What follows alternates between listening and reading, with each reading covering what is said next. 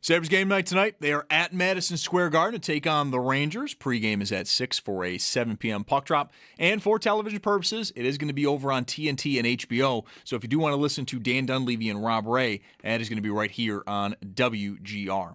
We do have some lineup notes for tonight. Michael Kesselring draws into the lineup. He is expected to be paired with Connor Timmins, while Tanner Pearson and Tyson Kozak also are expected to be in tonight, while Jordan Greenway, Luke Shen, Logan Stanley, and Josh Dunn are all expected to be out of the lineup. And then in net, all signs are pointing to Ukko-Pekka Luukkonen getting the start tonight. Just two other games across the NHL. Both start after Sabres-Rangers. 7:30, Toronto hosts Washington, and then at 10, the Oilers are at the Sharks. In the NFL, the Texans are exercising some fifth-year options. It's for both C.J. Stroud and edge rusher Will Anderson. And then in baseball, the Bisons have a doubleheader today at home against Syracuse. Game 1 did go to the Bisons 2-0. Game 2 is starting up soon, and you can listen to that game over on our sister station, the Bet 1520. While in the majors, the Jays are home against the Dodgers. First pitch coming up in just a few minutes. The Mets host Arizona just after 4, and the Yankees, they have the Athletics in town just after 7 o'clock. And enter for a chance to win a trip to the night before the draft in Pittsburgh, April 22nd. It's an all-star invite-only concert starring Jason Aldean, John Morgan, and Shane Prophet. Just days before Jason's new album, Songs About Us, drops April 24th. And a national contest at Odyssey.com/the night before. That's your Paddock Chevrolet Sports Update. Paddock Chevrolet with you for the extra mile since 1935. I'm Zach Jones for Western New York's Voice of the Fan, WGR.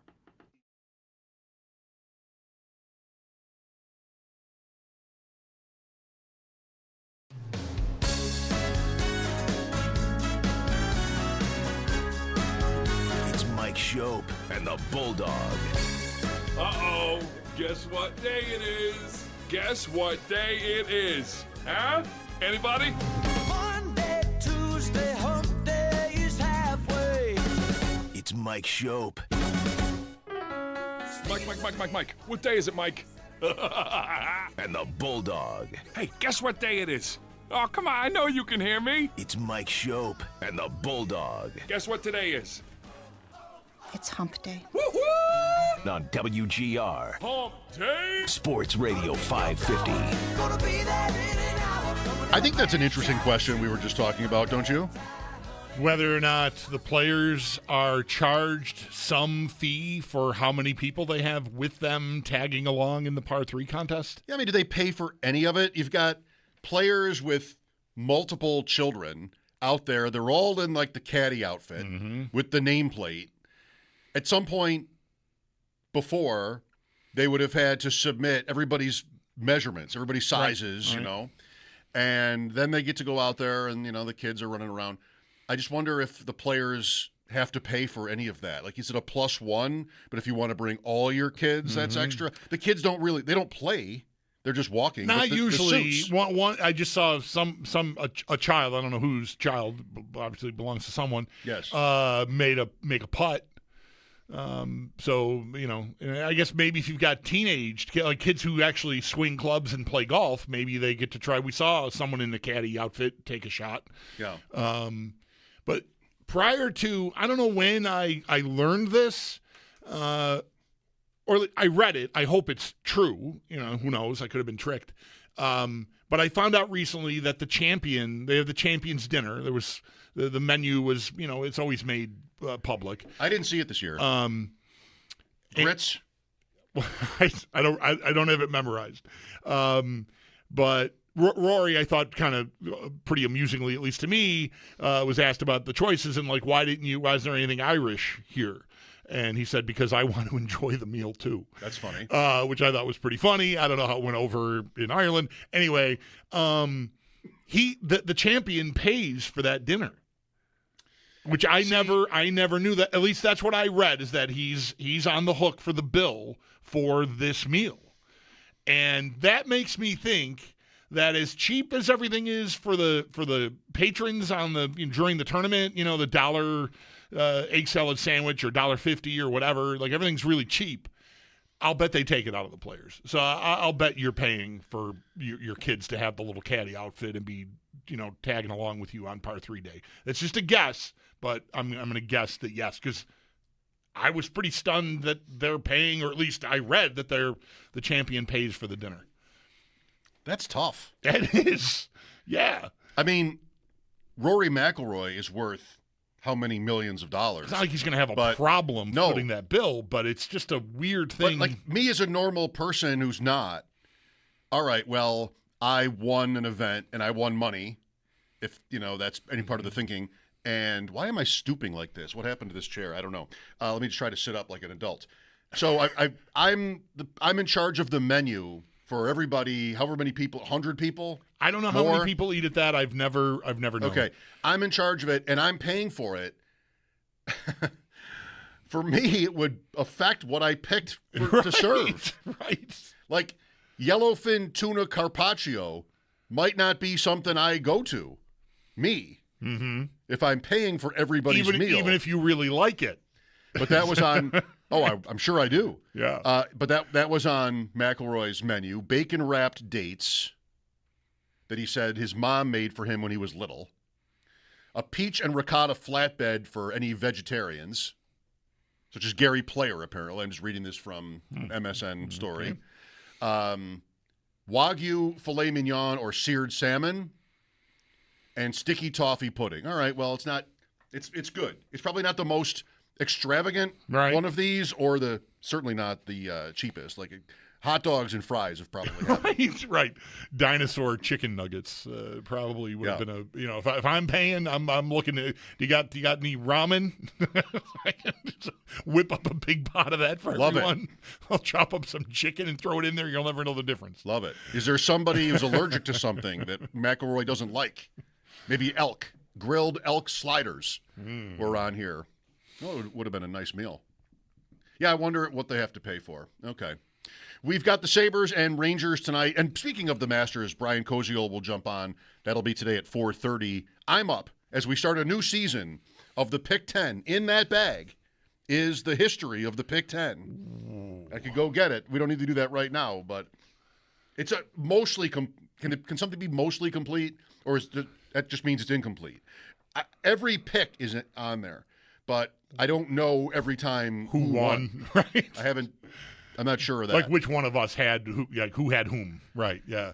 We'll look at it later. Yeah. So that'll be at 4:30. Normally that's a 6 o'clock hit, but we've got the Sabres. That's a lot to fall on your shoulders. So if it's mostly complete or incomplete, I really don't have anything to say about it because I've never made the slightest effort to keep track, whereas you at least have done that much.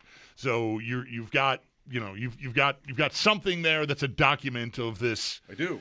What are we on now? 14 years? 13 years? I don't know. Summer of 13 is the date I have in my head for that PGA. Maybe. In Rochester when we were there at training camp where this idea was hatched. Whatever year Duffner won is the year we started this. It would help if I had the years memorized of when that tournament was at Oak Hill, but I think that rings a bell to me. All you need is Duffner. Okay. Whatever year Duffner. Let me Google. You're looking at your notes.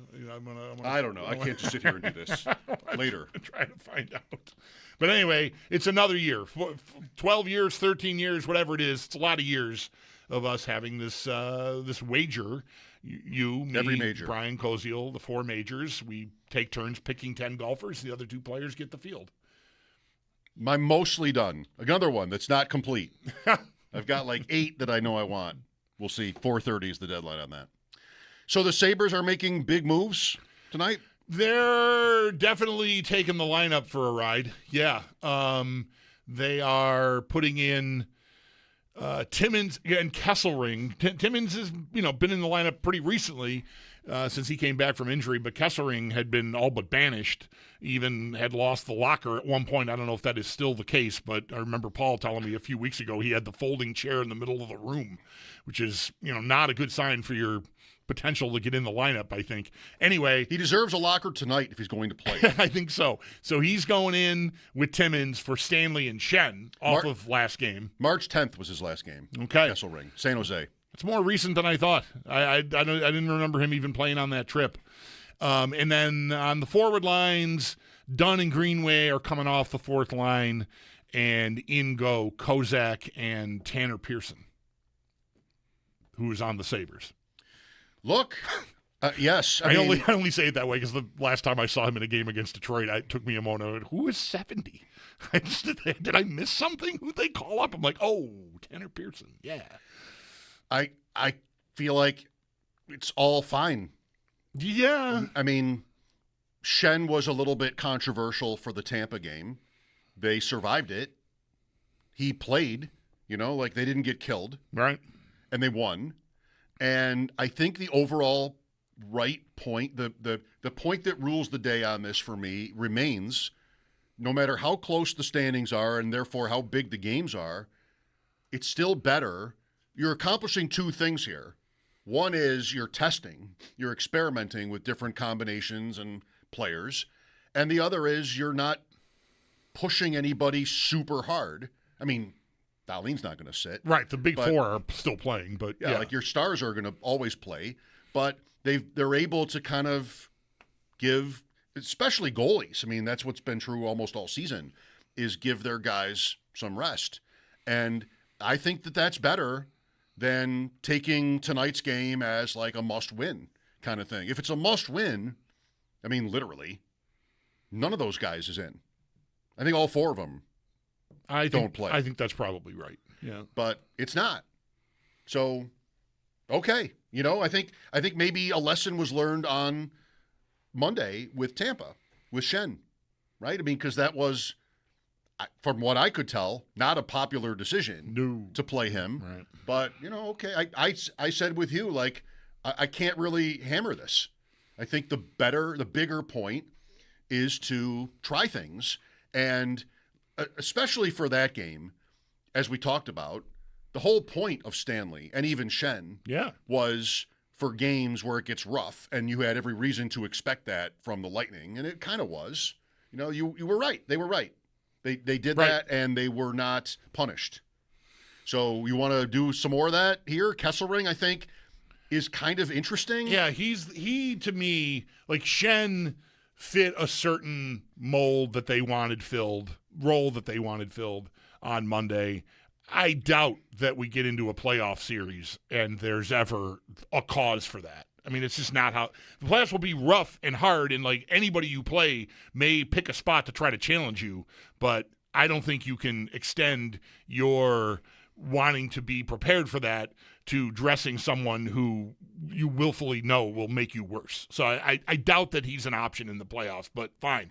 Kesselring, to me, I don't know how realistic it is that he can do enough here to impress anyone to get back in the lineup, but I know that they are, I shouldn't say I know, it's not like Lindy or anyone on the coaching staff has told me this, but I get the sense, we talked to Chad DeDominicis from Expected Buffalo yesterday, and he's somewhat connected, and he certainly intimated that they organizationally are concerned about Metsä in the playoffs just getting picked on and exposed.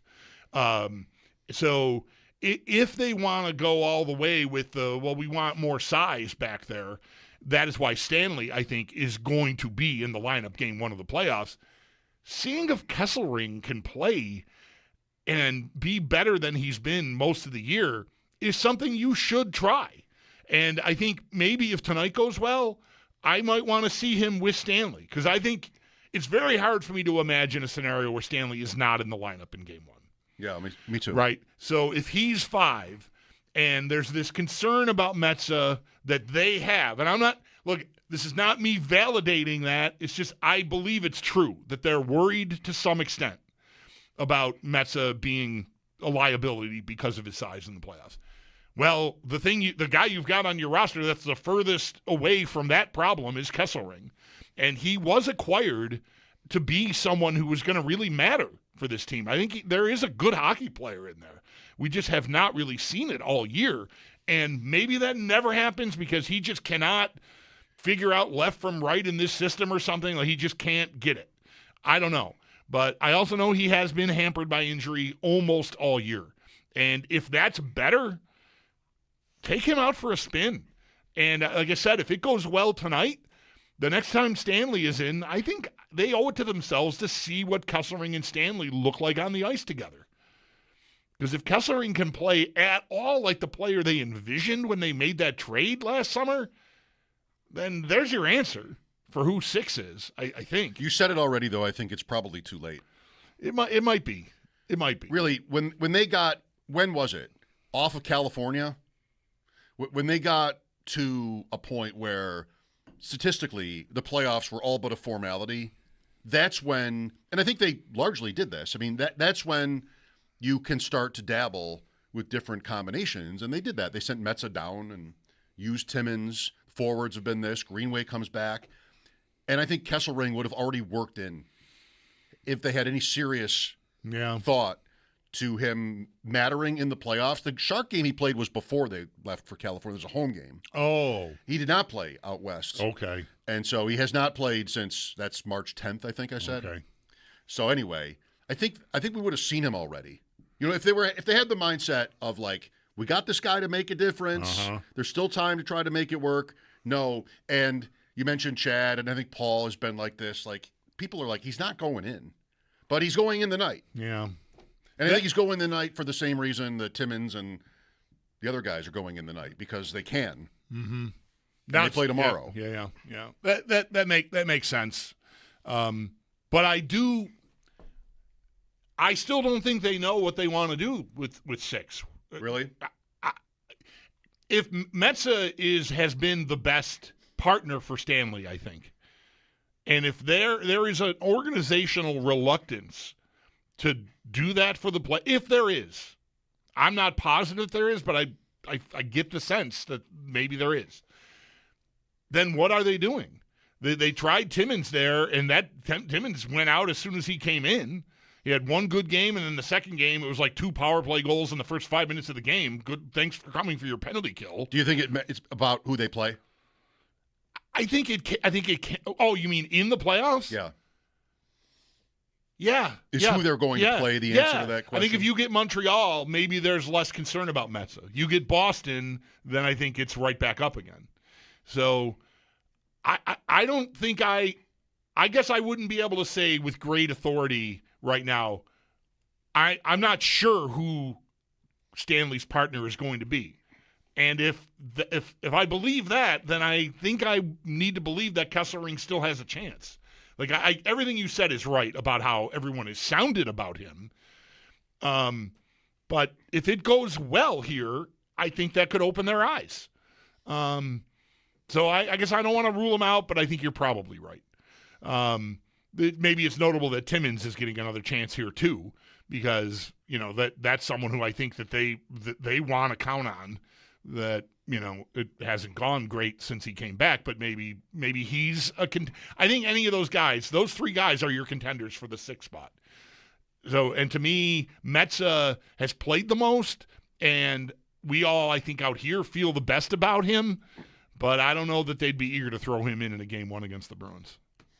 803-0550 if you have thoughts. Sabres and Rangers tonight in New York. Pregame at 6. Buffalo -146 at the Blue Book, as Joe and Sam might say. Although they're not sponsored like they used to be, so they probably name, they would just say FanDuel. -146, Sabres on the road.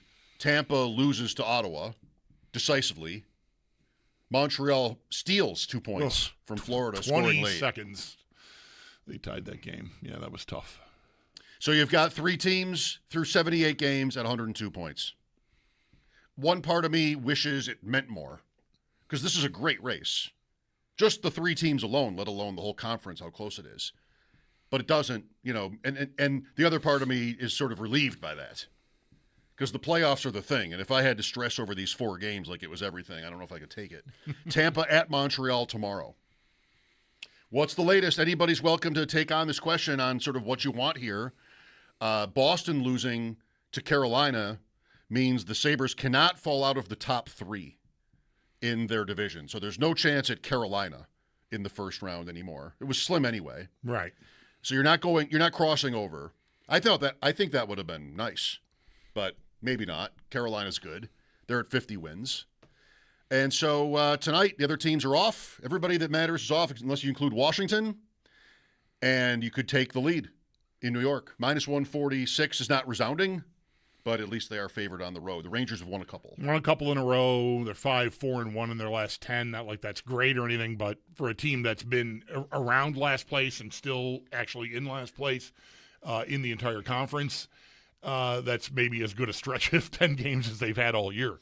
I don't know that for sure. They probably have had better. I don't know. But Yeah, they've got, they're maybe the classic example of, it's Gabe Perreault shows up. Here's a new guy, and like it's going well. I think he's got points and goals in quite a few of the games he's played so far, and it's just sort of play loose, have fun, make a mark for next year time for some of these guys. So the guys trying to make a name for themselves in the NHL aren't that worried about what their record is. Probably they're just going to try to do their level best. You're getting Shesterkin tonight. I did see that. So it's only fair. Right. Right. The Sabres have played the Rangers twice. Opening night, how'd you feel? They lost 4-0 at home.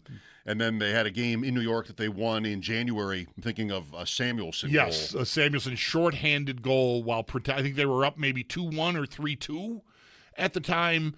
And it's like, oh, nervous time, shorthanded, hope we can. And he just like cruises down the left wall and just fires this shot into the spot, like between the goalie's shoulder, his head, and the crossbar.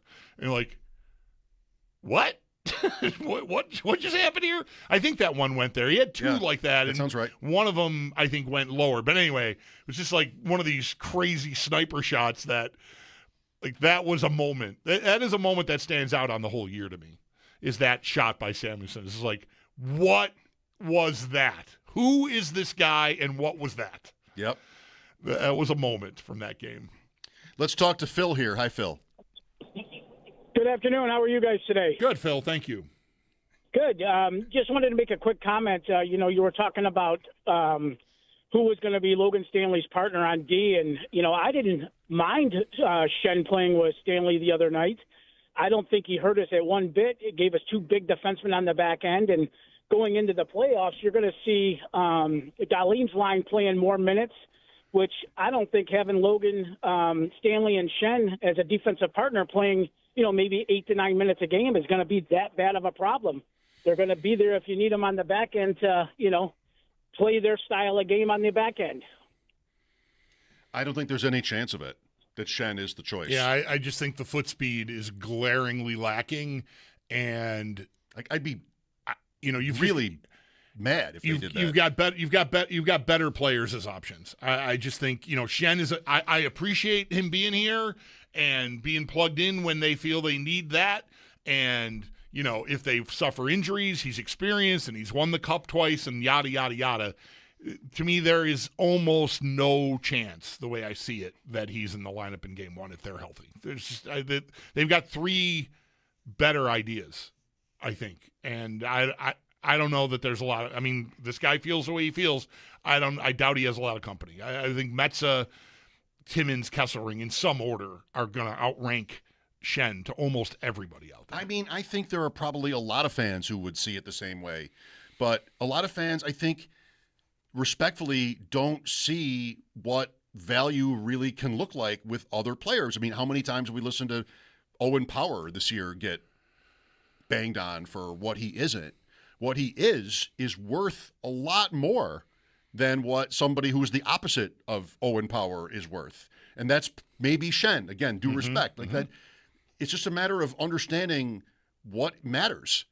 And, okay, I've got a guy who's been in the league a long time and he's big, but I feel like I'm talking about teams from the old days. And I know that not everything, I've made this point myself many times on different subjects, not everything has to trace back to a Buffalo reference. But 2006, I kind of want to think we should have learned a lesson 20 years ago about this. And the league is no less dependent on skill now than it was then. And what that was a team that did not have experience, but it had or size, but it had tons of skill, and they danced on a team that was mostly their opposite style in the first round. So maybe that's not even useful anymore. It's so long ago, but it just baffles me that we never – it sometimes sounds like we just never get it.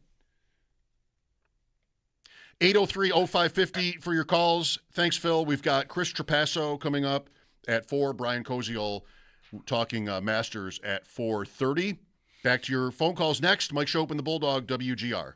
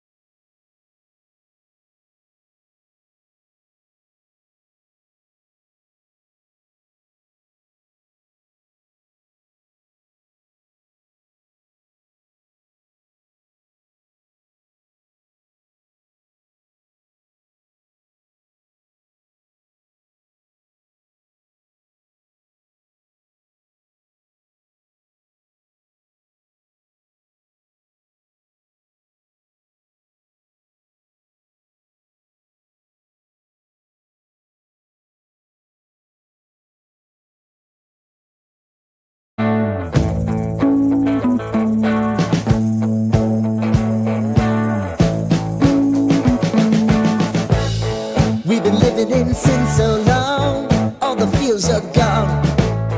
Fella stopped me on the street last night. Said everything's alright. Roller coaster, make it through the day upright. It seems your meal ticket is gone, but life goes on. I could never imagine something better. Yeah, right. Now you're cooking on high heat in the middle of the street. Roller coaster, take me to a better time. Let's go. All sing your high line with the roller coaster of life. Yeah. It's time to all choose your timeline on the roller coaster of life. Alex, there's been a lot of speculation about whether or not this will be your final season. Have you made that decision? Not yet. We're going to make a decision in the summer. I have to talk to my family, with Ted, with KP, Mac. I have to make a decision in the summer. What's the most important part of that decision? Health-wise, I'm going to be 41 years old in September, so you just have to be smart about it. Alex Ovechkin, in an interview with John Walton of Monumental Sports Network. Oh, takes me back to my years as a wee lad watching Monumental Sports Network. My dad got the subscription. We were so happy. I want to take a half step back, if that. What sorts of events would you watch on? No, just go ahead. We'd watch the July 4th. Hot dog eating contest? No. Bulldog, that was not even invented yet. Oh. We would watch the Capitol 4th with Barry Bostwick and just try to guess who those celebrity guests might be every year on Capitol 4th. Always sounds like good a times. pleasure to do that. Like really good times. So what were we going to say? I just want to take a tiny step back on the last conversation regarding Luke Shen. I don't want to say I'd be shocked if they went to him. I don't think I'd be shocked. I wouldn't support it, but I don't think it's out of the realm of possibility that he would play playoff games without an injury. I'm going to reserve the right to be shocked if that happens. So I think I will, contrary to you, say I want my name on. I'll be shocked. I think if everyone's healthy, I don't think he gets near it. Why did they get him then? Just in case? Just in case. Okay. He's experienced. I mean, you do know. I mean, he played Monday. It's a long time ago now. But you can get down pretty bad if you get into the playoffs and it's a long run. So I'm not saying him playing is out of the question. I just think if they've got healthy guys, I don't think he'll get there. I think it's going to be one of these other three. And I'm not willing to rule Kesselring out of that contest just yet. I guess not. All right. Thank you. Here's Trevor with us. Hello. Hey, how we doing today, guys? Good, man. Good. As in terms of Shen, honestly, I think we got him because we saw that we've been dealing with injuries all year, so it's not bad to have another piece that you can throw in, especially in the physical games when we need him. But in terms of starting a guy in the playoffs, I don't see why we turn away from Metza when, especially if you're talking about the sixth defenseman, you're really just looking to give Darlene a break, and that looks like giving the opposing team less chances in our zone. And Metza's been great at that all year, and especially if he's paired with Stanley, we're not too worried about the physical part of his game there. And I like Kesselring, but I'm okay with giving him the chance now to see how he matches up with Stanley, but I see no reason to turn away from Metza. Okay. I saw a stat that the Sabres have. Do you have this? Do you know this? Like, man games lost? It's a pretty big number. I saw that too. Yeah. It doesn't feel right to me. I know. Darlene missed 4 games when he went to Europe to be with his lady.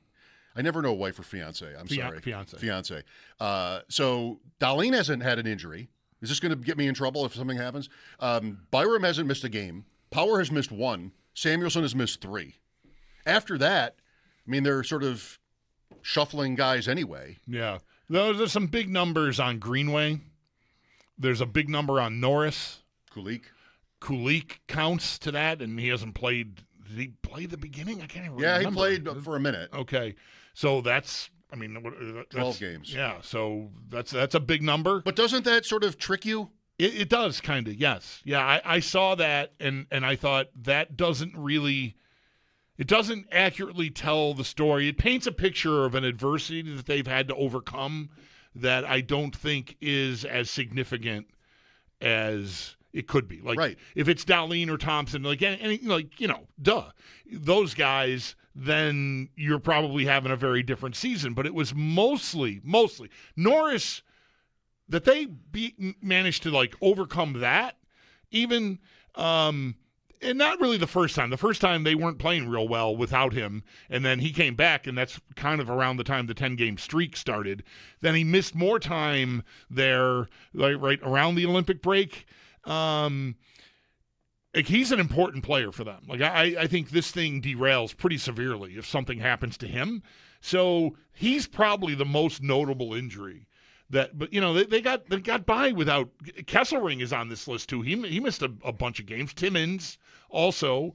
So it's all guys that right now don't really matter that much, except for Norris, I guess I would say.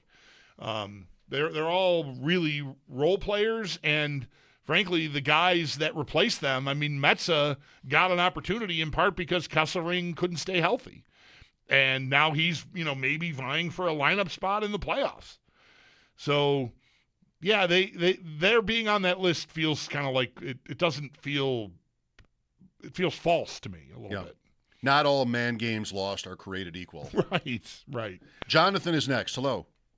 Hey, I was calling to see what your guys' thoughts were on the pros and cons versus dressing 7 defensemen. Who are we taking out? Someone on the bottom of the fourth line, right. One of the forwards. Why do I need to do it? Why would I need to do it? To have size and – go ahead. Yeah, I don't think there's a need. It's just the conversation about possibly Metsä versus whoever else, and it's like, well, I know I want to preface this. I know nothing about hockey lineups, but I know teams have done it in the past, and there are reasons they have done it and probably reasons not to do it, but – if you're having that conversation about size or skill or depth at the position, I don't see why it couldn't be at least a possibility. Okay. I like this question.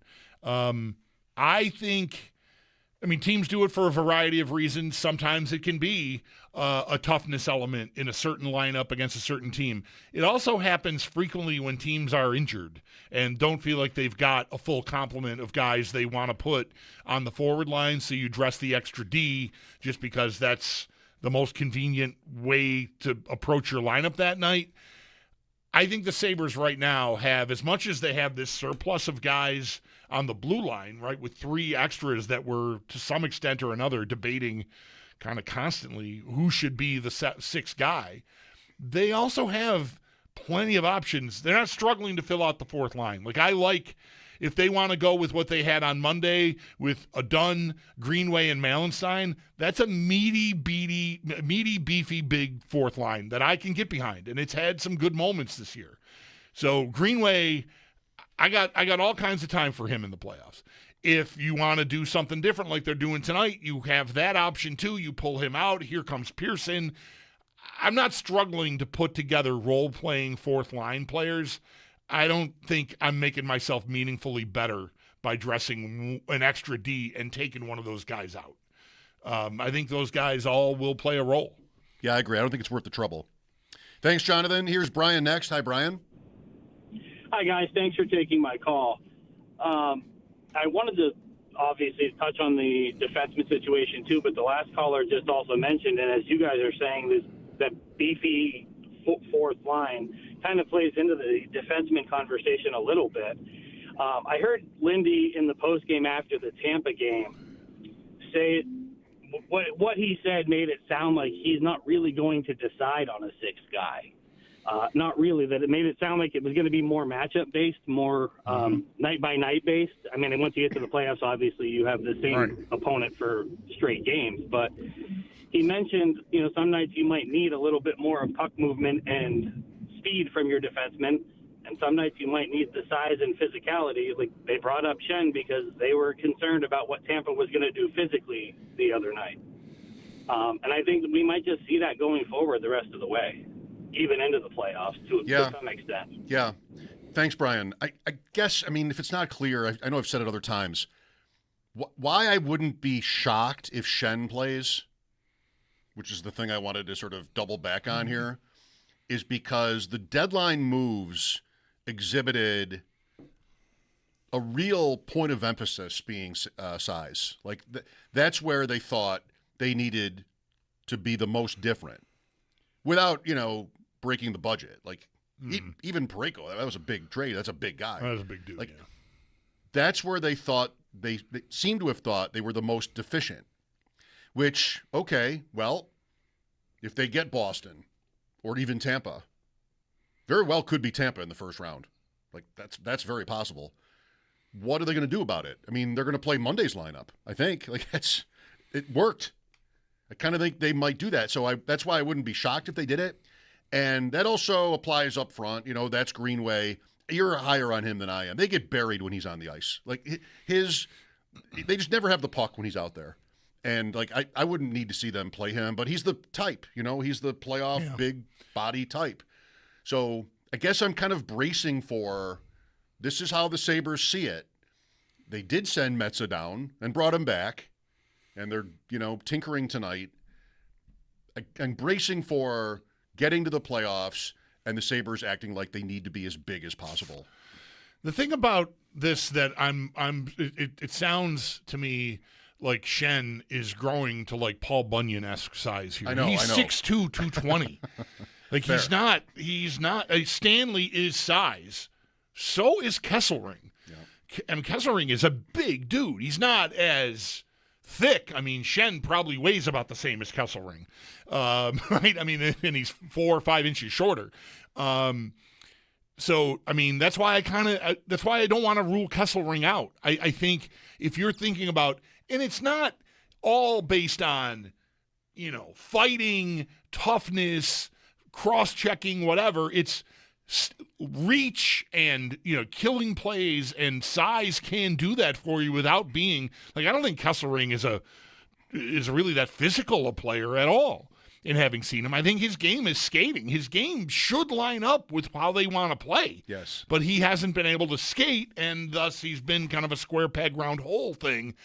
That's why I think if he can actually skate, I'm leaving that door open because it gives them a partner that can move the puck and skate with Stanley, and it also gives them another guy who's 6'5", 6'6" back there, and if they're really horny about that, there's your answer. Like, that's better than Timmins, I think, size-wise, and I think skating-wise and puck-moving-wise. Again, if he's right, if he's what he was billed as, which has hardly ever happened this year, I just don't think Shen will ever get to a place where that's got to happen when people are healthy. I think there's value in having him here. I think the value's already been shown. He played a certain role, and he is here as an experienced guy. They want to go on a run. I'm not saying he'll never play. I just don't think healthy that they'll put him in. But I think there's still a good reason to have him on your team. He's been through this, and not a lot of guys on this team have. Good point. That's the right point. Kesselring is 6'5". Thanks for the call, Brian. Mike Schopp and the Bulldog at 803-0550. NFL Draft Talk, our weekly visit with Chris Trapasso coming up at 4. This is WGR.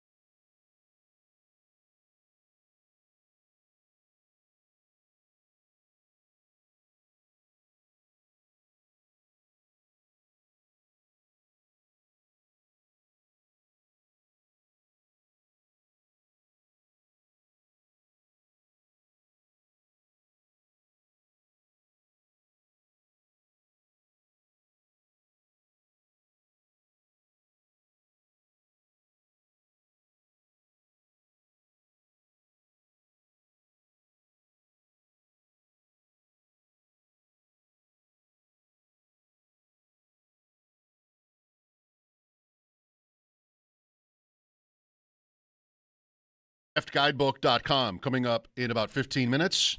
Odds are up on some of the specific picks in the top 10. Who goes where? It's getting closer, 2 weeks and a day until round one. We're watching the par 3 contest at the Masters. You know what bothers me about this? So, like, everybody's just carrying around wedges. Right. Koepka has this tiny little bag that he's got over his arm with like 4 or 5 wedges in there. And you look up, and it's whoever, all the pros, just very smoothly, effortlessly dropping wedges from, what is it, like 90 yards? Is it like an executive course almost? Maybe a little longer than that. And it just makes me so mad to not be great at golf. Or at least good. And look how easy this is. Just da-da-da. It's not like watching them tee off. No, right. Where it looks like, all right, that is a sport. I'm incapable of torquing my body that way. I cannot. There's no way physically I'm capable of hitting a ball 340 yards. Exactly. Like, that takes real physical athleticism, training, talent. Yes, coordination. But not this. No, that's right. This just looks like it's a piece of cake. Yeah. You know who gets me every time I see it, and it's really at this time of the year. I don't know if I see highlights of this player's swing any other time of the year. It feels like sort of a rite of passage with the beginning of golf season and major season is Fred Couples warming up at Augusta. Yeah. And that swing, his irons, again, with irons, I'm not talking about his drives. It just looks like the most relaxed, easy, everything about it is just so smooth. Like, you just think, why can't I do that? Why can't anyone do that? That doesn't look hard. Why can't we all do that? Why can't we all do that? Exactly. He just looks like he's not even trying. He's like, like that sound is what the sound. That is the sound to me of Fred Couples' golf swing. Simple. What is that? Timing, coordination, pendulum. Just using the tools, using the body, using geometry, and it just all just works. Man. I don't think putting has to be easy. Like, that takes a lot of practice to get the distance down, to read greens. They're different every week. I don't think about putting like this, that anybody should just be able to do it. But these wedges just look so easy. Oh, it's killing me that I can't just do that all the time. Sometimes. Sure, yeah. I mean, I love a 70-yard shot. I do. That's my favorite shot in golf. Yep. Because my shortest, we talked about wedge the other day, and I have these other ones my friend gave me that I've never used. Like, my shortest wedge would be about 100 yards, probably, like, swinging full. So put me at 60. Like, okay, well, I get to be creative here. I love that. Yeah. And that I tend to be good at, because I'm sort of improvising as opposed to just like, all right, this is the club that I hit for this distance. Let me just stand here right now and try to do it. And then I can go anywhere.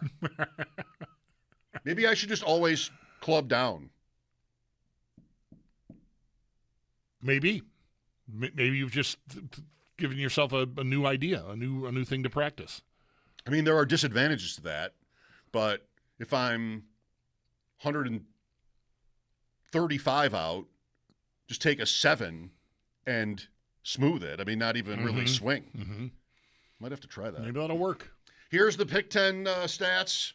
Viewers out there, here's everything in Pick 10 history, except for sometimes I didn't know whether the person won or lost, like who made the pick. I know who won every major, though, since the 13 PGA, which came before the Open Championship.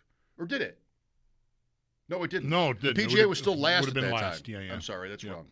The last 2 years, 6 times the picker, that'll be me today, got the winner, which is a pretty good run for the Pick 10. 6 out of 8. But 5 of those times, it was one of the top 3 favorites. And the way we have it set up, you only win half the money. It's a 0.5x win. Like Scheffler winning the PGA last year was that. Or Scheffler winning the Open Championship last year. According to my notebook, that's what happened. Spawn the Open, rather. Spawn the Open, I know that's right. That was Brian. He didn't pick Spawn. That would have been pretty good. Yeah. And then McIlroy winning the Masters, you had that. Also half X. Right. This year, the top 3 are predictably Scheffler, DeChambeau, and Rahm. McIlroy is fourth. That makes him a lock for me because I would win the 1X prize if he wins the tournament. Yeah. I have to. Yeah, I definitely would. I don't think I'd even care what kind of form his game is supposed to be in. He's not in the top 3, so I can get the full prize. Yeah, I'm going. I'm doing that. Yep. It's a really fun stat sheet, this one. Some great names. Tiger Woods won the Masters, and I literally did not pick him. Well, that was, later stage Tiger. Right. 2019. I remember this Martin Keimer one for some reason with you at the U.S. Open. He was like wire to wire and just like nowhere on the radar, like just walk in the park for Brian and me. Yeah. Chris Trapasso next, talking the latest speculation on the draft. Mike Schopp and the Bulldog, WGR.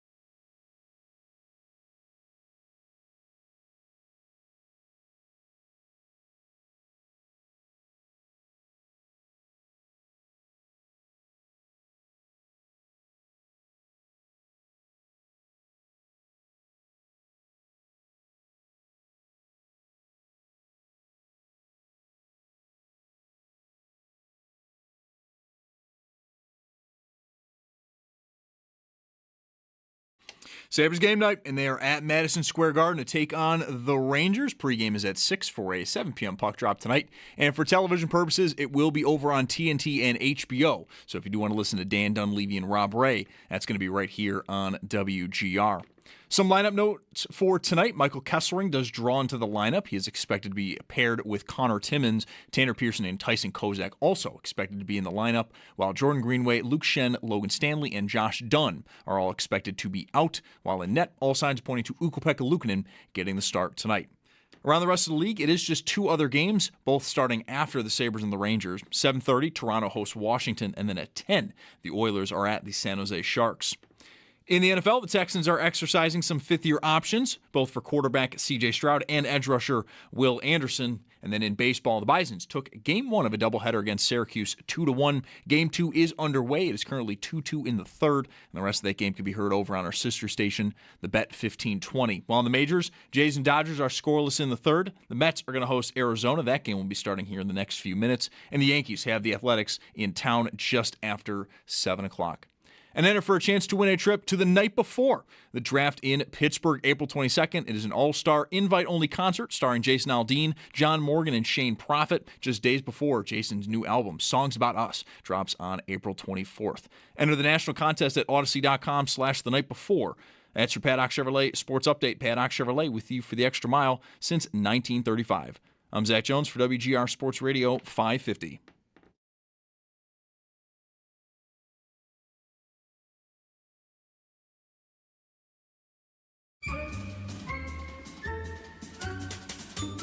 It's Mike Schopp and the Bulldog. Raisin Bran? You got to put Raisin Bran up there. Everybody knows it. It's Mike Schopp. Listen, get your own stupid old dying person team and choose your own cereals. And the Bulldog. I shall unleash my fury upon you like the crashing of 1,000 waves. That cereal is soggy. You reach into the fridge for the milk and open the lid on the milk to pour it in there, and that crap is already soggy. I am untethered and my rage knows no bounds. That's a problem. That's a problem for a cereal. Huge I think. problem. It's Mike Schopp and the Bulldog on WGR Sports Radio 550. My wife and I were in Toronto on, I guess, Saturday, and we were visiting with her sister who lives in Toronto. They were talking about cereal memories growing up, how their mom, would never, ever buy the sugar cereals. Right. Not even Honey Nut Cheerios, they said, like that. Ooh.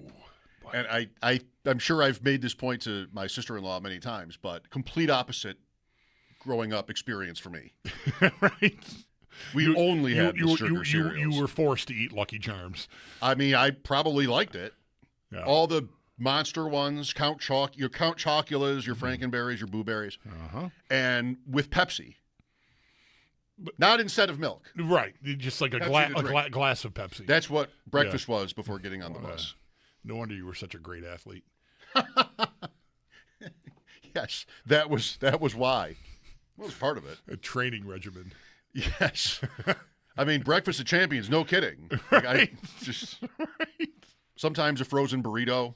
Not a breakfast burrito, like a burrito. Yeah. Or, Fruit Loops. Here's Chris Trapasso with us on the Westher Hotline, draftgradebook.com. Chris, tell me if I'm getting too much of my, information, listening too much to in fantasy circles. Last night, ADP Chasing, which runs every Tuesday night. And, of course, I mean, that is a fantasy show. And the length to which fantasy analysts, at least, are panning this draft class seems limitless. I mean, my guy Jacob Sanderson last night said something like he thinks there are maybe 6 good receivers in the whole draft. Is that how you see it? A, B?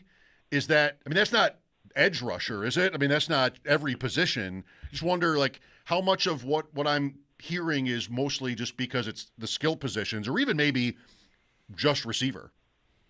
Yeah, I mean, I think with fantasy, they're obviously focused on the skill positions, and I think a big part of just that comment that I mostly agree with, I've been coming on this show for the last couple of weeks saying, like, this class at the top is not very good. I think a big reason is the running back class is Jeremiah Love, and then just There's none of those Bucky Irving, Bashal Tutin type players, Tyrone Tracy, where there's usually 3 to 5 like running backs that you feel will go somewhere between round 3 and round 5 or even round 6 that you really like their profiles, you like their film, you like their athleticism. This class has Mike Washington, who formerly played at UB and finished his career at Arkansas, who ran in the low 4.3s, and not a lot else that tick a lot of those boxes. As far as receiver, it's a good receiver class. I don't know if I would say there are 6 good receivers and that's it. But it is probably overall, I guess I can't totally go through the last 10 years of receiver classes in my head, but it is probably closer to the bottom 5 than the top 5 in that last decade stretch in terms of top end quality and then depth. So I think the fantasy angle does kind of mirror the entire class, where again, I don't think there are really any major blue chip types, and it's just more about rounds 2 through 5 that I think are pretty rife with talent, maybe even more so than other classes. And it's just, we don't have, even at edge rusher or offensive tackle or linebacker, a lot of those studs at the top. How good a prospect is Jeremiah Love? Chris, I think I just saw on Twitter during the break here, you recently tweeting your grades on the top running backs from the last few years. How does Love measure up to Genty or Gibbs or Bijan Robinson? So on draftgradebook.com, I have all of my scouting reports dating back to 2021. And when I was grading those players at that running back spot this year, and I graded Jeremiah Love first, I was surprised to see that he came out ahead of Bijan and ahead of Jahmyr Gibbs, but just below Ashton Genty last year. So that's not to say that I think he's drastically better than Bijan as a prospect or drastically better than Jahmyr Gibbs. I think he's actually, of course, very similar to Gibbs stylistically. I think as a receiver, I think he gives a little bit more than what Gibbs did. And the contact balance, even though he doesn't look like Ashton Genty or the typical frame of a running back that's great after contact, he's kind of like thin through the legs. I mean, there are a ridiculous amount of runs on his film where it's like, how in the heck did he stay on his feet? So I think he is absolutely, if we're going to say that a lot of those guys that I just mentioned are first-round worthy running backs, then I certainly think that Jeremiah Love is as well. First-round worthy running backs is not a term you throw around lightly, by the way. No, it's not something that I would say, like, do it. But if the league is going to say, Leonard Fournette, Christian McCaffrey, Gibbs, Bijan are all, like, top half of round 1 quality players.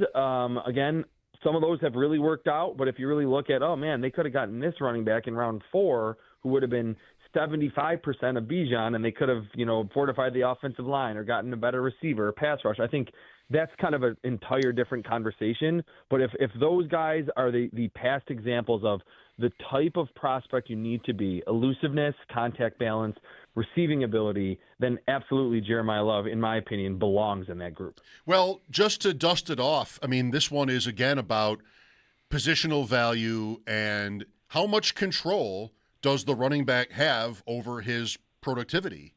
And it's relatively light compared to certain other positions. Look at Bijan Robinson. Bijan Robinson, he counts as like a player worthy of his draft status. And, that might not have been obvious right away, but they were alternating with Algier. Then he gets to last year, and, he's super good. They have not even been to the playoffs. Right. I'm waiting to tell you. We'll see. Genty's only 1 year in. But, each year here, there's been a guy like this for the last few years. All the names we just talked about have been sort of, and I think, it's maybe the influence from the fantasy space on the actual analysis of the draft. Talking about these running backs, and the whole thing feels still like a nothing burger to me. The player has not made a difference on any of these teams, really. Gibbs is an exception. Gibbs, they're probably going to, they divested themselves of Montgomery eventually here, and, he's going to be probably more of a meal ticket. And he's had, that was a great team as soon as he got there. So I think you want to give him a little there, but everybody else, it's like, great, draft the super talented running back at 7 overall. If you don't have the rest of your team put together, you're going to burn 3 years of his rookie contract before you're out of the mud. And what did you do?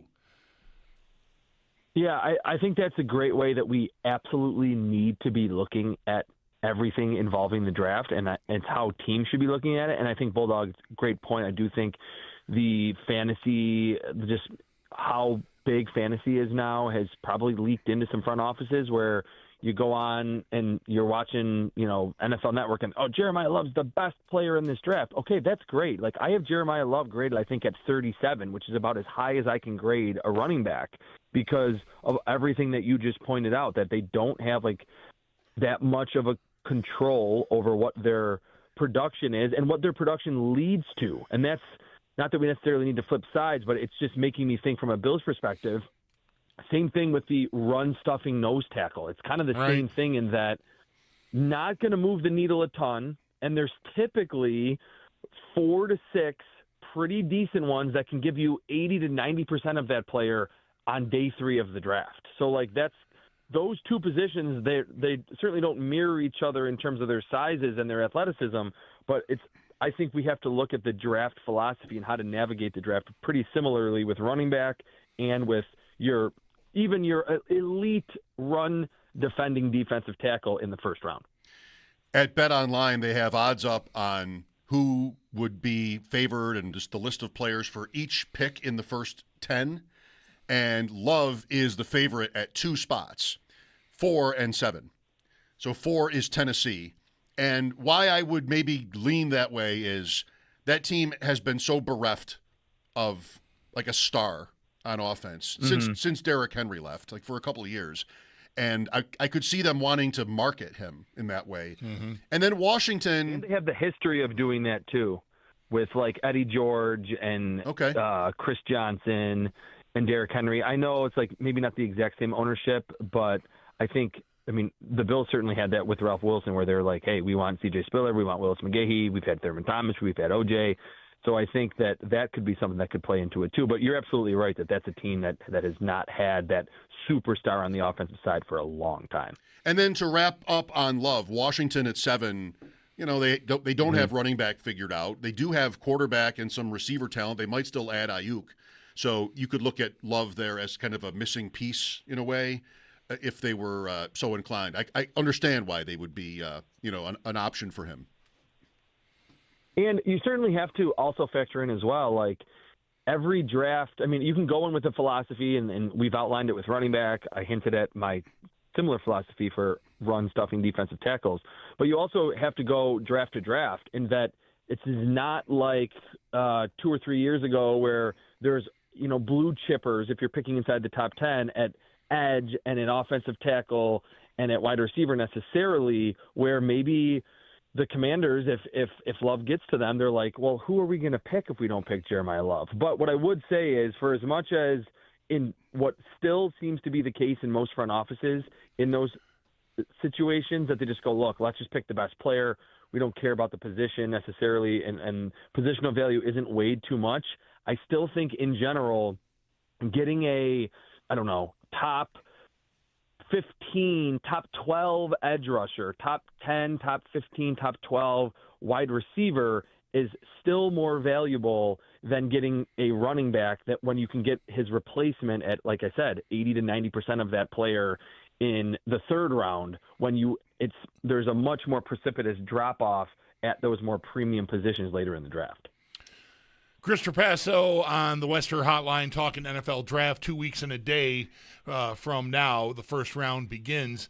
I know, Chris, and I certainly know how Mike feels about this, trading down. Like almost any year, some people, like I think Mike, fine, give me extra picks. I don't care about the caliber of the draft. I just want to go down and just compile as many assets as I can.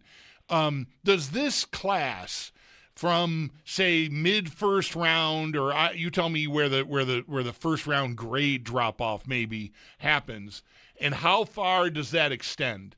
Because what popped into my head yesterday, and this is not other people have thought of this and talked about it, I'm sure. The Bills being where they are is real close to where the Giants traded into last year. They traded into 25 to get Jackson Dart.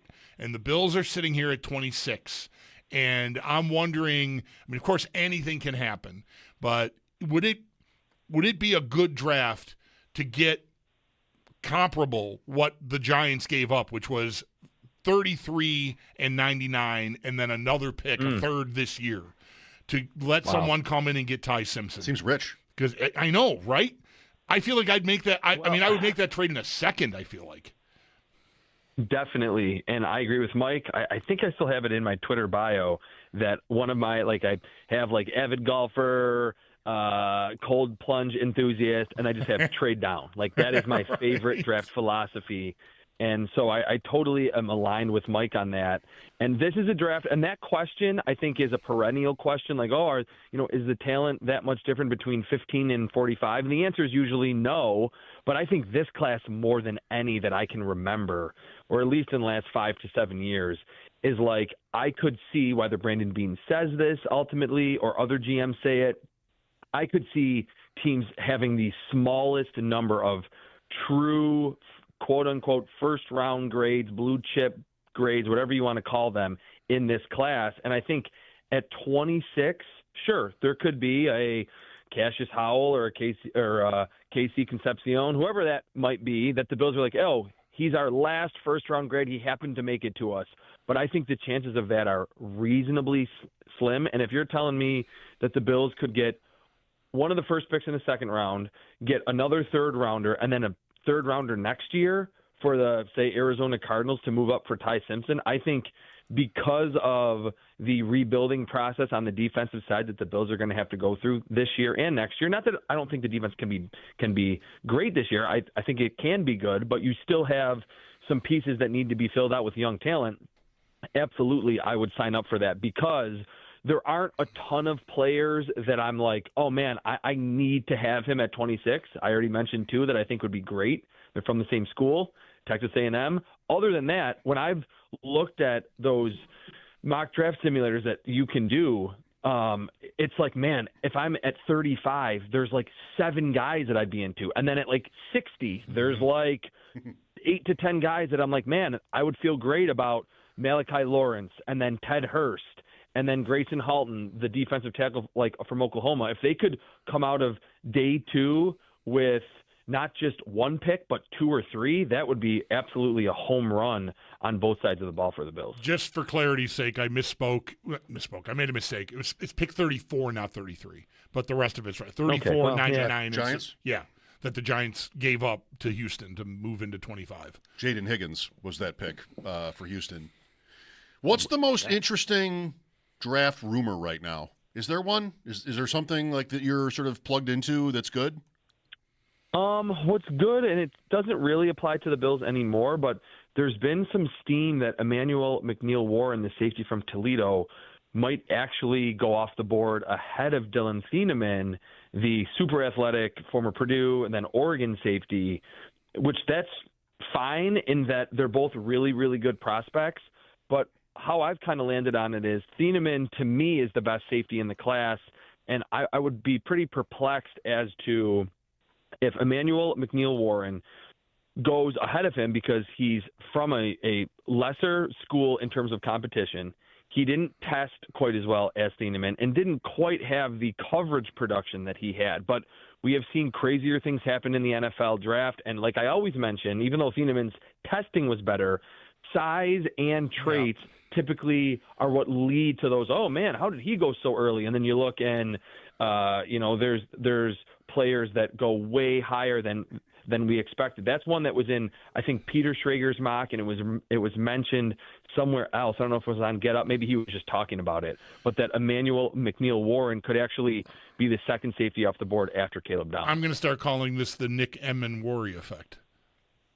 Yes, there you go. That absolutely could be a thing because he was integral in how good the Seahawks were all season on defense. And I forgot what the actual number was, but I remember seeing on one of those graphs on Twitter that the Seahawks were playing dime coverage 90% of the time or something because Emmanwori is basically a linebacker. So Emmanuel McNeil-Warren has that size.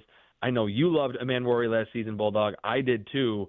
And I was shocked that from South Carolina with that workout that he lasted until round 2. That's kind of where I feel McNeil Warden will go. But recently it sounds like he's going to be a first-round pick.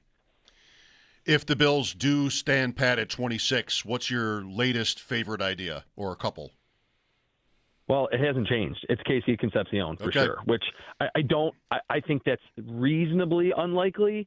But what I'm holding out hope on is that who the head coach is. That forever it was like, oh, the Bills are going to go defense because Sean McDermott, like there's that like trickle down from the head coach. Like, give me more edge rushers, give me corners.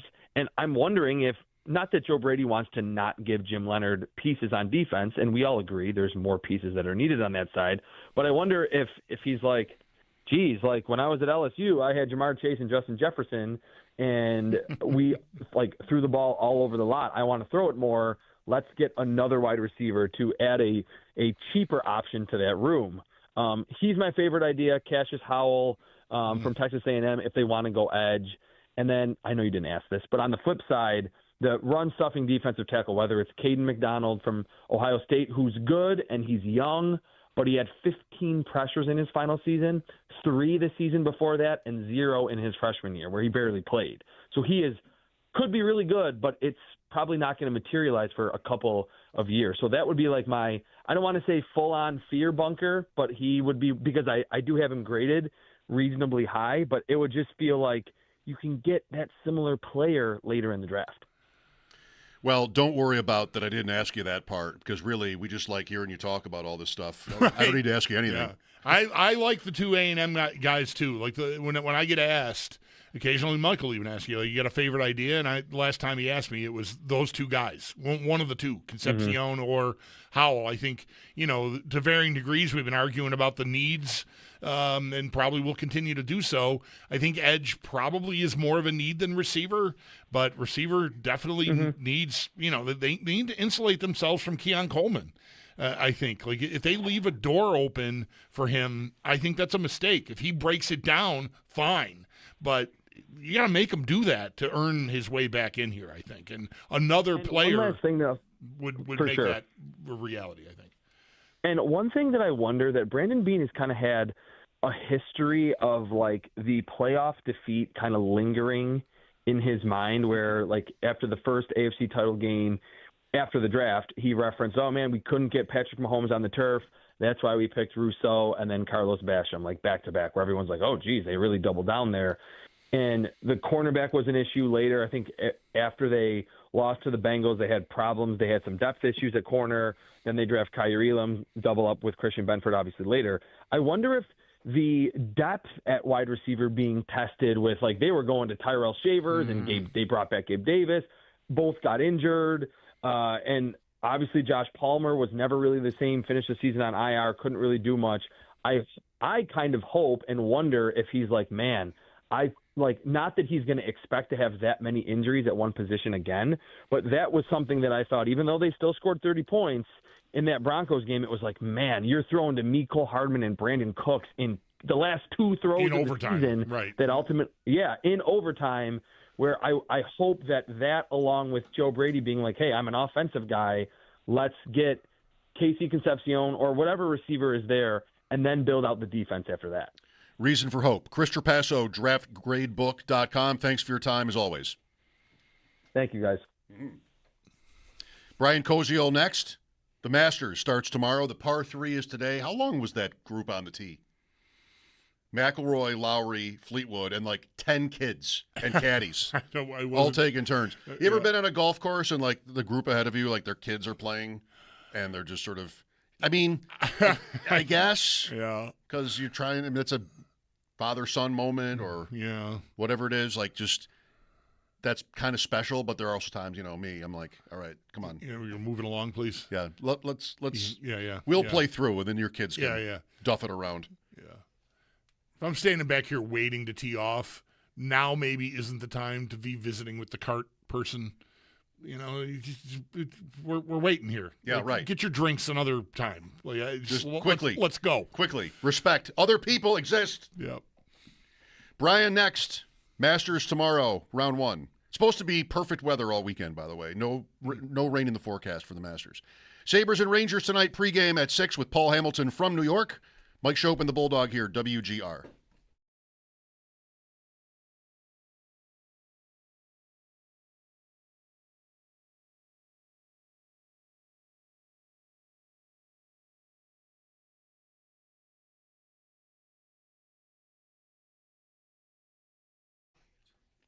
Mike Schopp here for Awaken 180.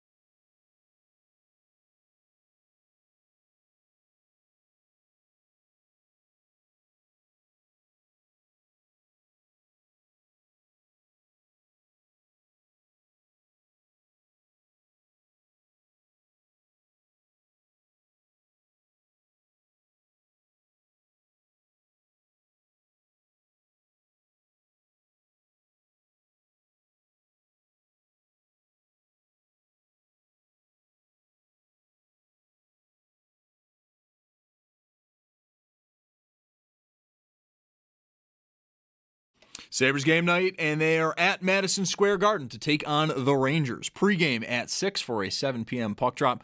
And for television purposes, it is going to be over on TNT and HBO. So if you do want to listen to Dan Dunleavy and Rob Ray, it's going to be right here on WGR. Lineup notes tonight for the Sabres. Michael Kessering does draw into the lineup. He is expected to be paired with Connor Timmins. Tanner Pearson and Tyson Kozak also expected in the lineup tonight, while Jordan Greenway, Luke Shen, Logan Stanley, and Josh Dunn are all expected to be out of the lineup. And then in net, all signs are pointing to Ukko-Pekka Luukkonen getting the start. Around the rest of the league, it is just 2 other games tonight. Both start after Sabres-Rangers. At 7:30, it's Toronto hosting Washington, and then at 10, the Oilers are at the San Jose Sharks. And then in baseball, Bisons took Game 1 of a doubleheader 2-0 against Syracuse. Game 2 is underway. Syracuse is up 3-2 in the 5th, and the rest of that game can be heard on our sister station, the Bet 1520. And then starting tomorrow, it is the Masters from Augusta, Georgia. Stay tuned. We'll get more on this year's tournament as Brian Koziel will join the show next. That's Paddock Chevrolet Sports Headlines. Paddock Chevrolet with you for the extra mile since 1935. I'm Zach Jones for Western New York's Voice of the Fan, WGR.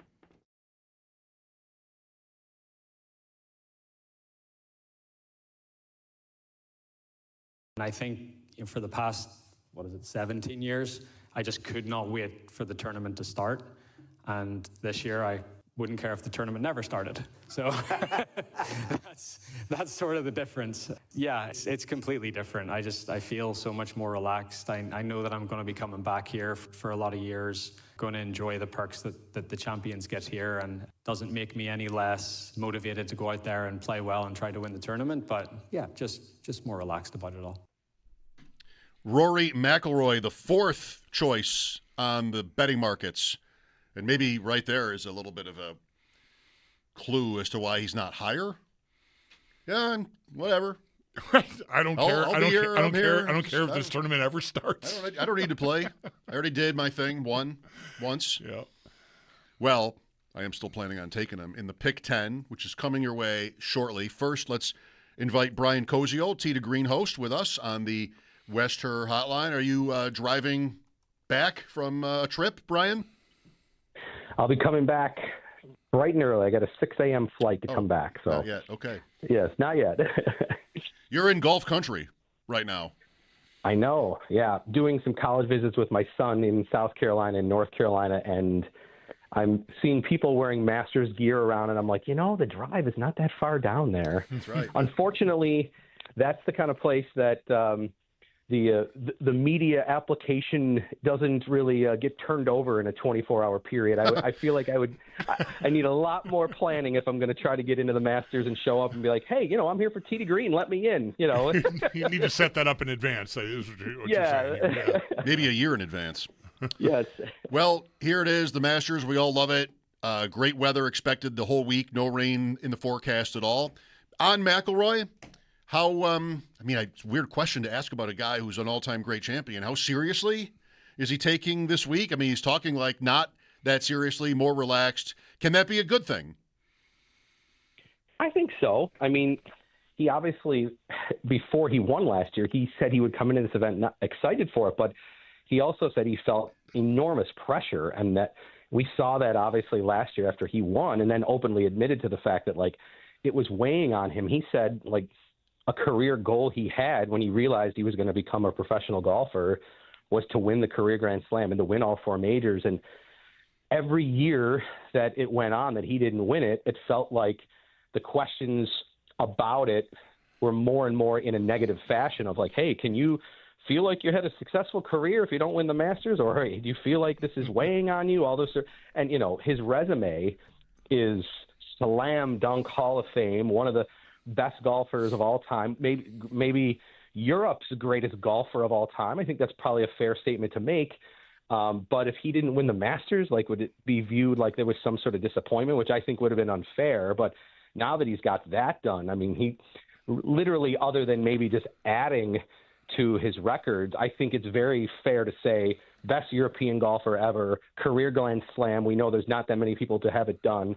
Ryder Cup hero many times. He's got everything that a golfer from Ireland would want on his resume now. So I think, everything from here on out to me is a bonus. So I would think it would free him up to play better this year he's been a little hot and cold. The few events that he's played in, he had to deal with the back injuries, didn't play great, had to withdraw. Then he didn't play great at the Players because of it. So we haven't seen him play since that week. It hasn't been maybe the start of the season that he has been wanting it to be, but I got to think once he's out there tomorrow and he's playing, if he is 100% healthy physically, then I got to think like, okay, he can just go back to playing his golfer and kind of be in that moment. I think he'll be fine this week as long as he's physically healthy and able to go. Brian, I'm sorry, you got something? I was going to say quickly, who did he pass to become the greatest European player ever, in your opinion? Is that Seve? Is that I always feel like it's between Seve and Faldo. Faldo, sure. Yeah, and I think statistically it's probably Faldo that would be ahead of Seve. I know Seve probably is the one that if you want to argue for maybe a little bit more on the inspirational side, the more meaningful, the guys that have really been European players of recent note always mention Seve first before they mention a guy like Faldo. I feel like if I'm going just purely by the numbers, I think it's Faldo. Okay. But Seve seems to always be mentioned by these European players as like, hey, that's a guy that really people look up to quite a bit. So I think that's probably maybe my second answer. But I think McIlroy's ahead of them both now in this case. Different styles, completely different. Yeah. Okay. We don't have to burn a lot of time on this, Brian, but we started today talking. We had the par 3 on in here, and we were wondering who do the players get charged? Like how big a group of people do they have with them? If you've got 3 kids and a spouse in your group, and then your playing partner has similar, like there's a lot of people there. You got the little caddy outfits for all the children. I'm imagining you get asked what size those are going to be and all that. I wonder if the players have to foot some kind of a bill for that, because the reason I would think that is because I learned this week, unless this is wrong, and I'm mistaken about it, that the Champions Dinner, like I read that Rory had to pay for the Champions Dinner. That's a part of the tradition. And that makes me think that the Masters would go after these guys to have fun with their families on the par 3 day. So maybe like you, that was the first I heard about them this week, about paying for the dinner. I always I don't know did you know that ahead of I had never heard that before. I just assumed it was a thing they did, and you get to pick your menu because you're the champion now. But no, it's sort of like you get the hole in one, you're buying drinks for the whole clubhouse. Right. I always knew that. I've heard them say, like, at Augusta, there is no menu. Like, you literally tell them what you want, and they make it. And even if you're just an invited guest, or if you're a member there, or if you happen to be lucky enough to somehow find your way there at some point, through however means it is, there's, if you go into one of their restaurants, I guess there is no menu. You literally, the waitress or waiter walks up to you and says, what would you like to eat? And you just tell them, and they make it, which, obviously is a cool story. But yes, maybe there is some sort of fee involved with this par 3 contest. I got to think they want as many big names playing in the event because it obviously adds to the promotion of the day and everything. Right, there's more fans going to be there if all the big shots are playing and their kids are there and all that. I can't think that there's some sort of like greens fee attached to playing in this. But, maybe there is for there really hasn't been I guess there's been invited guests in terms of family or friends that are the caddy or the little kid that comes along. So maybe it's not like, well, Rory's coming later in the year and he's bringing a close friend from school or something like that, or from his childhood, where they might charge him or something like that. I don't know. I guess for the par 3 contest, I can't see that, but I also didn't see that they would have charged Rory for the dinner either. So I guess maybe that, that was a long tradition from years ago, that's just what the champion did back in the day when maybe clubs couldn't afford to pay it as much. I don't know. And that's just kind of like you were on the hook. Like you said, you make the hole in one, you got to buy drinks for everybody. My kids would love that. What do you want? They'll tell me. I'm like, we don't have that. And they'll tell me something else, and we don't have that. And that goes on. It's that's a riot. With Brian Koziol. So let's get to these picks. I don't know. We're just going to take our stabs here. The top 3 betting favorites are Scheffler, Rahm, and DeChambeau. I'm out on all 3. Scheffler's a little bit off, I guess, for him. Won the tournament before twice. DeChambeau, don't want to do it. Rahm, not this time. So you only win half a unit. I'm going to skip all 3 of those guys. McIlroy is the 4th choice. I'll put up with the fact that he's not even going to care. And I'll take him. From that 4 to 20 range, I've got one extra guy. I got to make one cut. I'll take Schauffele, 2-time major winner, hasn't won this tournament. I'll take Oberg, when is A pronounced O, when is A pronounced O, when is A pronounced O, when Ludwig says so. I'll take Oberg. I will take Matt Fitzpatrick. I'll take McIntyre, the lefty. I'll take Rose, all Europeans, all Brits. Man, that Rose is one tough bozo. 45. I like Rose. I might bet Rose to win the whole thing. I will take, no, let me skip ahead. Need one more from that group. Or from the underdog group. Nicholas Højgaard is the 22nd favorite. I'll do that. And I'll take Batia, who's outside the top 20 as well. Another lefty, like lefties at Augusta. Mickelson, Bubba, Mike Weir. Yeah, there you go. And then one more. I'm going to not take Cam Young, and I'm going to not take Min-Woo Lee, and we'll just take Jason Day. I don't know. I have a feeling about Jason Day, but he's like the 30th favorite. So that's one I should probably just bet and not do this with. But that's my list, Brian. Have at it. All right. Well, I was gonna if you were gonna ask me who are some guys maybe outside of the huge names, I like your two lefties choices, McIntyre and Batia. They both have been playing well this year, and I think your point about lefties having success at Augusta, I think, is a good one. Scheffler, to me, if I'm picking, I'm probably taking him just because I still think his talent is still ahead of the rest of the field. This year, I mean, he has one win, a tied for third, a tied for fourth, and then 3 finishes, 12th, 22nd, 24th. So for most golfers, you'd say they're in a great spot. You know, they've won and they've had 2 other top 5s before the first major of the season would started. But for some reason, it feels like he's off. I think key to scoring well at the Masters is the second shot, the approach shot into the green, knowing where to hit it on the green, where not to hit it on the green, and where you cannot miss. Because the area around the greens at Augusta, to me, is the hardest part of the golf course. Like, whereas maybe the U.S. Open, the hardest part is the driver, the tee shot, like staying out of rough. To me, it's the approach shot. And Scheffler has been so money with his distance control over the last 3-4 seasons, but it's a little off this year. And by little off, I mean maybe he's only slightly the best in the world and not the greatest ahead of everybody else in the world. But I still feel like I would have to pick him. I think Rahm and DeChambeau are just so tough to know because we just don't see them play. I mean, shame on me maybe as someone you're looking for golf expertise here, but I just don't watch live enough to really give you a hard, strong opinion. Brian, don't be so hard on yourself. Nance said on a telecast or on a podcast, like he hasn't seen DeChambeau hit a ball all year. Yeah. And so, I mean, he's on CBS, so I'll give you a pass. Yeah, so, I mean, are those two capable?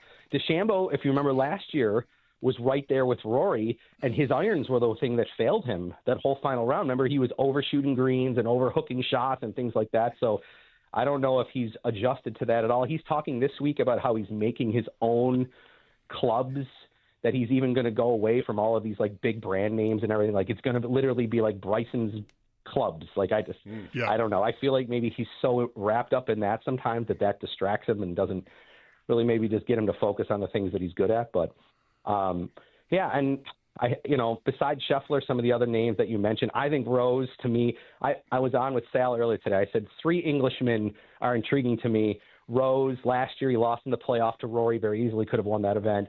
I mean, he was clutch again as ever in the Ryder Cup. We know he's amazing on the greens, and we know pressure-wise he can withstand it. Fitzpatrick's had a good year, and Fleetwood's had a good year. So those 3, I might throw 3 Englishmen's name out there as guys to maybe watch going into this week. Okay. I just realized I only picked 9. So can I have one more? Yeah, Is it that's final? I can open the lid back up and pick one more? Min-Woo Lee. I kind of like that idea to begin with and then dropped him, but I'll do that. And so it's 3 guys outside of the top 20 and no one in the top 3. We're going to gamble this week. I'd love to pick Spawn. Coming off a win. 3 under at the par 3 for what it's worth. I'm not sure what the correlation there is, but not going to do it. All right, well. Usually they say don't take anybody that wins the par 3 contest. Yes. Don't do that. Yes. 1 minute. He was 5 under in the par 3, by the way, and I thought about him, but too big a long shot in the end for me. Who is Jason Bridgman? Is it Jacob Bridgman? Jacob Bridgman. See, Jacob Bridgman. First-year player, won earlier this year, had a second at Pebble Beach, and then I think he won the following week. I know that I've seen some pools where you have to take like a Masters rookie, a guy that's playing it for the first time, and he's been a popular pick for that. Mm-hmm. Okay. Not doing it, but I read an article where somebody liked him. Good job avoiding Morikawa.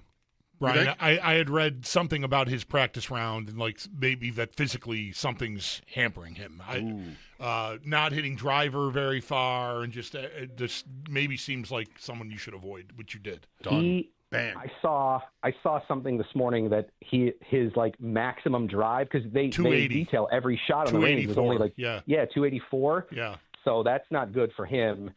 I mean, he withdrew after one hole at the Players Championship last month. So, yeah, something's not right with him for sure. I think avoiding him is a good call, even though he was having a really, really good season before he went into the Players and then withdrew. Brian, thanks for your time. Good luck this week. Thank you. Bulldog, we got this. Let's focus. All right, sure. The Pickers have been on a pretty good roll. 3-1 last year, 3-1 the year before. But historically, it's not as easy as that. Jason Day. What am I doing? Even up. What am I doing picking Jason Day? You like the baggy trousers. I don't know. Maybe I do. I don't know. My kid loves the baggy trousers. I see him in the baggy trousers. Not my son, but I see Day in the baggy trousers. I'm just like, what are we doing here? What are we doing? His clothes had nothing to do with it. Yeah. But maybe a little bit of a sneaky long shot. 803-0550. We'll get back to the Sabres, talk a little bit more draft maybe as well. Chris Trapasso joined us earlier. Sabres at Rangers, pregame at 6. Mike Schopp and the Bulldog, WGR.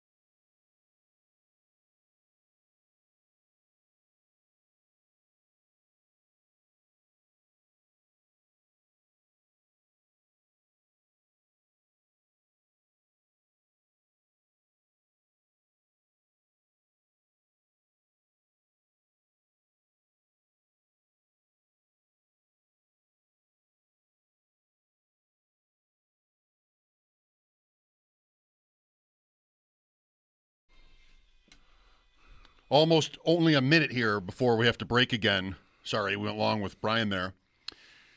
The top 2 betting favorites to be the next GM of the Leafs from Bet Online today. Any guesses? Kevin Adams? Second. Former Leaf Kevin Adams. Mm-hmm. That's good. We should talk about that. Sonny Mehta is the number 1 choice, the favorite. He's the assistant GM in Florida. And I guess maybe somebody the Leafs have hired to run the search is his agent or something with some connection. Okay, yeah. But, yeah, like, is Adams going to come out of all this looking good? It was common for me to say, no offense to the guy, when did the Sabres ever hire a GM that had done it before? Like, Adams was obviously not somebody who had been in that kind of role before. And then when does anybody that they've hired after they leave here get another chance? Botterill did.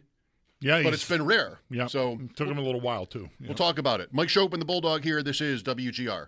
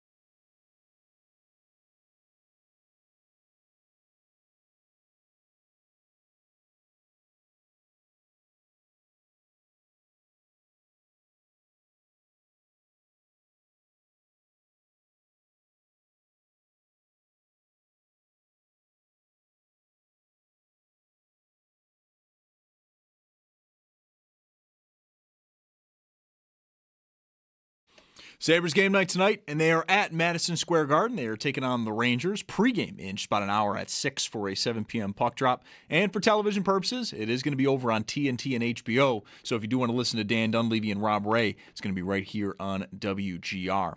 We do have some lineup changes tonight for the Sabres. Michael Kesselring does draw into the lineup. He is expected to be paired with Connor Timmins.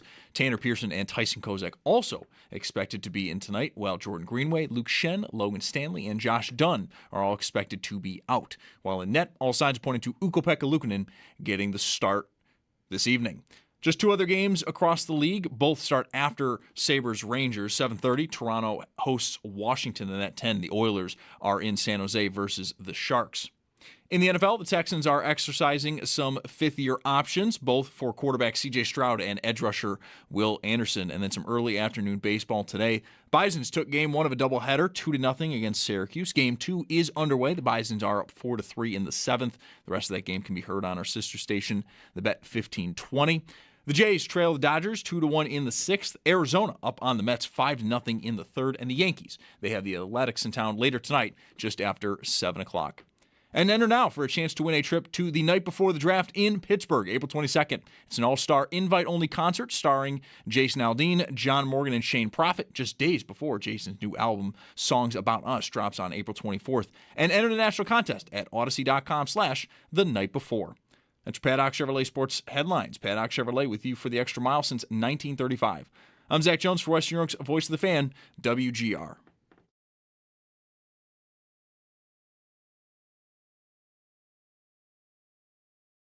It's Mike Schopp. We were having a very serious conversation about mayonnaise here. And the Bulldog. And don't even talk to me about weed. On WGR, Sports Radio 550. Just thinking about how earlier today we got back into another conversation about the Sabres lineup. 4 changes expected tonight. Timmins in, Kesselring in, Stanley out, Shen out, Pearson in, Kozak in, Dunn out, Greenway out. That's it. And, we talked about how, at least in my opinion, even though they're tied for first with 4 games to go, I think tinkering is okay. I even support it. Go, rest guys if need be, if that's what any of it is. Experiment. I think it's okay. And, when I was thinking about that some more, what am I saying then about how important the bottom of the lineup is? Am I saying that it's really not that important? Are we going a little too far? I thought this with Metza for a minute when he was sent down. I chose not to lose my mind over that. I know. And are we going a little bit too far about this or not? I mean, if they lose, something's going to get them beat. And that could be a lot of things, but maybe we'll end up, worst case is we end up out in the first round and they chose somebody to play on the third D pair, say, that could not keep up. And that ended up being the thing, and we all sit around forever and go, if only they had done this other thing instead, which who knows if that would even have been right. I don't know. We started a conversation today about it, and we got a lot of calls about it. People ready to weigh in on Shen and Kesselring and Metza and this whole thing. How much rides on it? I think everything matters to some extent all the time, and I think that only gets accentuated in the playoffs. Like, to me, there's no I should be able to just get by. I want to have the best, the best mix I can have. And, I think a part of the reason I'm not sure I love the Stanley idea from inception. It wasn't something I was thinking a lot about. But once they started talking about it, I kind of nodded like, yeah, playoffs will be hard, on the walls, size. Thinking about Tampa and Florida and how big some of their not best defensemen have been in years they've gone to the final. And like, okay, I get it. I should have enough. I don't need everybody in my lineup to be able to do what Dahlin and Power and Byram can do. You got to have different styles. So, fit it in, but you still want to not, choose to hurt yourself. That's like, I feel like I can live with Stanley. I just want to know what I'm doing with his partner. And I think they are probably really worried. There's some stat. I don't have it locked down, but there's some number of years have gone by since a cup winner has had a regular defenseman, like one of their top 6 that they choose to play, who's under 5'10". It's just not unique. It's out there. And I think the Sabres and a lot of teams probably subscribe to that. A part of me, despite that, would like to see them start the playoffs with Metsä and Stanley. I don't want to say regardless of matchup. Maybe that matters more than I'm thinking about it.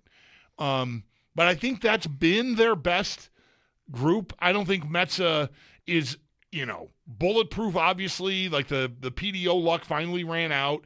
But I do still think puck-moving wise, he still could be a good match with Stanley. And so you get a puck mover with him, and you get what you're seeking by having Stanley on your team in the first place. Size and reach and defending and toughness and everything else. I think anything can get you beat. Obviously, if your top guys don't score, it's not going to matter how your fourth line plays. But if your fourth line is not capable of just pushing back and keeping another team in their own end for 45 seconds on occasion, then you don't have the right fourth line. They have had moments this year with different guys. Greenway's rarely been a part of it because he's been hurt so much, but I'm eager to see if he can be a part of that too. I mean, and it really took off when Carrick got here, and he's not a part of the equation now. So maybe you're feeling like you got to hide that line more than you were. With Carrick, maybe you felt like that was on the verge of being a line you'd put out against anybody. And now I don't think that's the case anymore. So, I mean, what am I saying here? Were we worrying too much about Metsä? Probably. I think it got way overdone. But that doesn't mean you should just walk away from the conversation and go, it doesn't matter who is the 6th defenseman and who's playing with Stanley, because everything matters to some extent. They're going to be on the ice because of an icing, and maybe the puck won't go to your goalie so he can freeze it, and you get out of jail. Basically, is what happened in the game on Monday night late. Schenn was a part of that. Schenn and Power were the defensemen on the ice for that face-off that Luukkonen froze after like 2 seconds, ran out the clock, and they changed him out. And that was Tampa pulled the goalie, and they had their big guns out there, and like we're gonna speed bag you now because you're tired. It's the fourth line, and this defenseman who can not really move like an NHL defenseman anymore is on the ice. Like those situations are going to happen in the playoffs with guys in the lineup. You're going to have a not advantageous draw in your own end, and you're going to have to live through those moments. So every guy in the lineup that it all matters.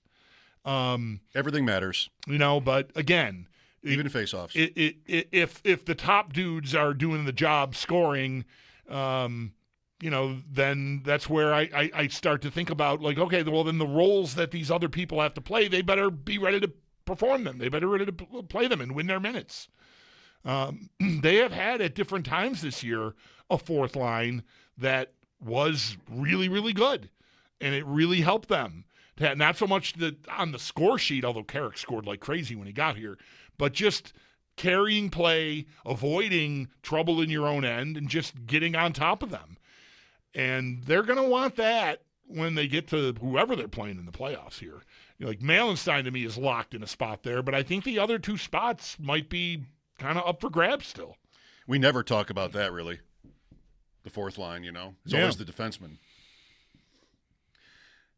Is it okay to question Thompson going into this?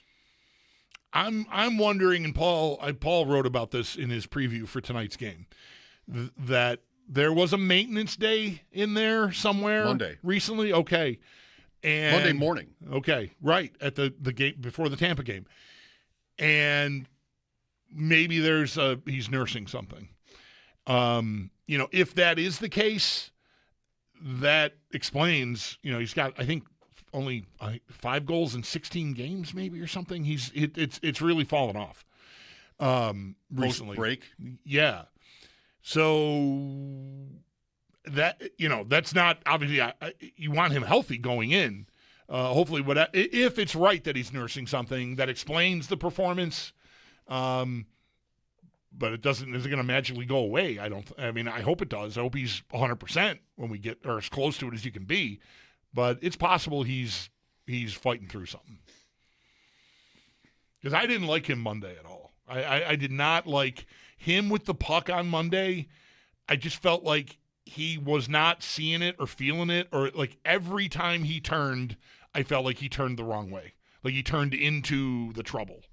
Mostly in the neutral zone. There wasn't anything glaring at his own end or anything, but plays that I think could have been made when he got the puck on his stick, as soon as you knew it, the puck was off the stick already, because he just turned into checking and trouble and couldn't seem to get away from anything. Washington too. Yeah, so I don't know if that is because he's hindered in some way.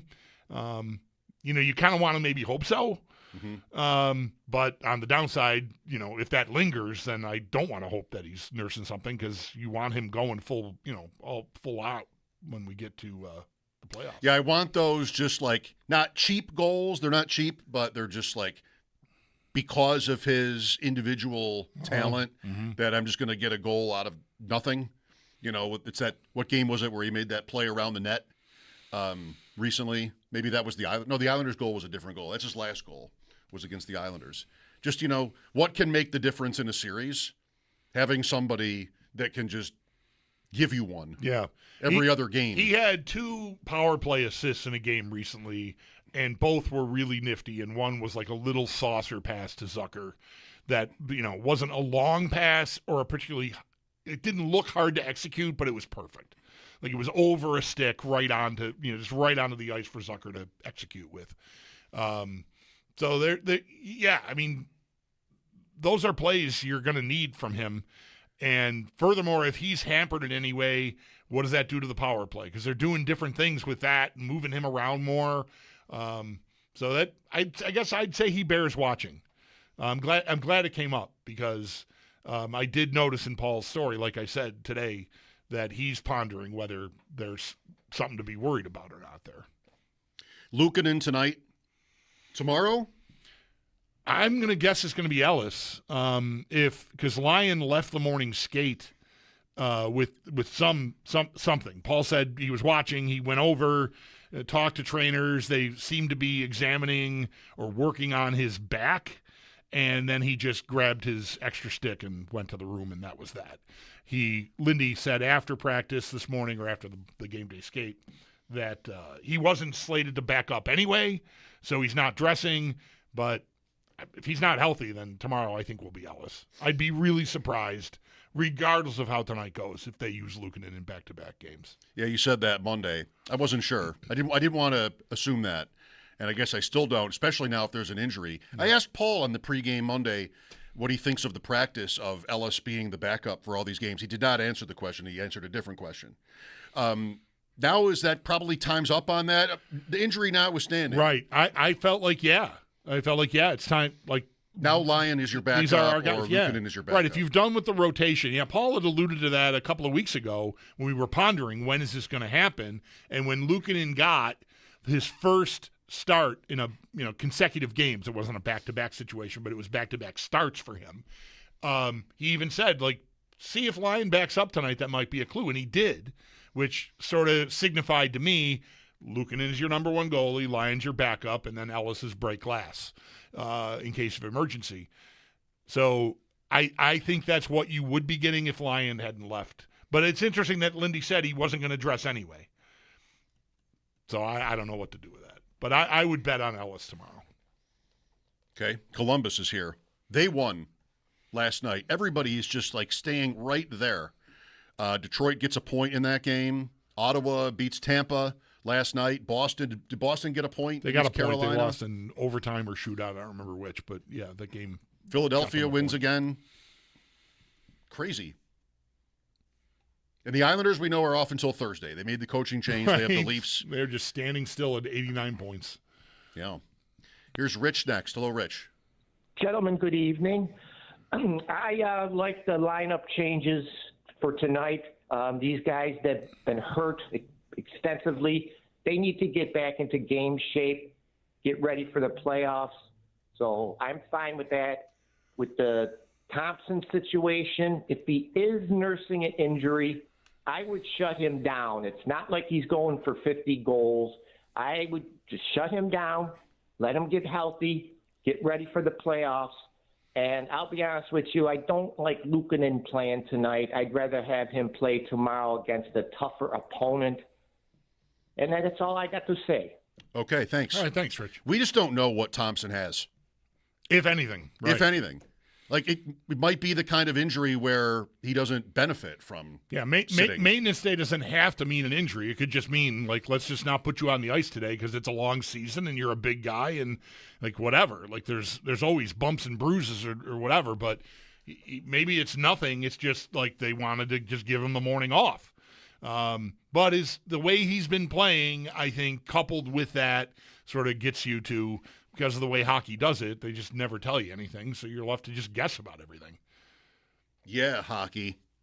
Are you listening out there, hockey? Help us out. I mean, it's obvious and not something that needs to be pointed out, but it's still, with only 4 games to go, how many different possible outcomes there are is really – I mean, I think I said yesterday that this is the best part. Leading up to the playoffs with this many possibilities, but without the stress of possibly missing. Like, they can't miss. Now they can't even drop out of the top 3. Right. And I wouldn't have hated that had they dropped out of the top 3 but still made it and gotten to Carolina. But that's not even possible now. So you could have first place Boston, first place versus somebody else that passes Boston, Ottawa, or even the Islanders or Columbus, Detroit, any of those teams. That could still happen. You could have Montreal in the first round. That's probably the one that fans have been sort of thinking about the most because maybe it's been the likeliest. I did see a chart after last night's action that like in the 40s, 43%, 45% is Sabres Montreal, and then the other 2 teams around them in this division, Tampa and Boston, are both in the 20s as far as like likelihood of them being your first round opponent. So that does leave room for a couple of other possibilities, of course, because there are a couple of other possibilities. But those are the numbers I saw. What it implies, if really Montreal is twice as likely as playing Tampa is, or Boston, that implies that Tampa is like that much better. Yeah. Intentional head tilt for the Twitch viewers. Yeah, I think that implies that you think Tampa's finishing ahead of Buffalo. Maybe it even allows for room for Montreal to win the division and you to be third. If you're not playing no, them, that's not right. It has to be Tampa 1. Yeah, that's right. Canadians have the Lightning tomorrow night. That'll be good. Sabres have their own game tomorrow night. Columbus. Columbus is at Montreal Saturday. And then it's at the Islanders, at the Flyers. Montreal has Columbus Islanders back-to-back this weekend. The Sabres are off both days, and they play Monday. Montreal at Philadelphia. I guess I want to see what's on the line. Like, if you're playing Philadelphia or the Islanders next, like, they're all in. But it could be settled by that's right. the time the Canadians get there. I think I know the Tampa schedule. I've been looking at it so often. At Montreal, at Boston, the next 2 games, Thursday, Saturday. And then they go home to close out. Rangers and somebody. I got to get somebody. It's going to bother me if I don't. I'm on it too. The Leafs? I have these schedules. I don't. I thought Detroit. I had them. It's Detroit? Okay.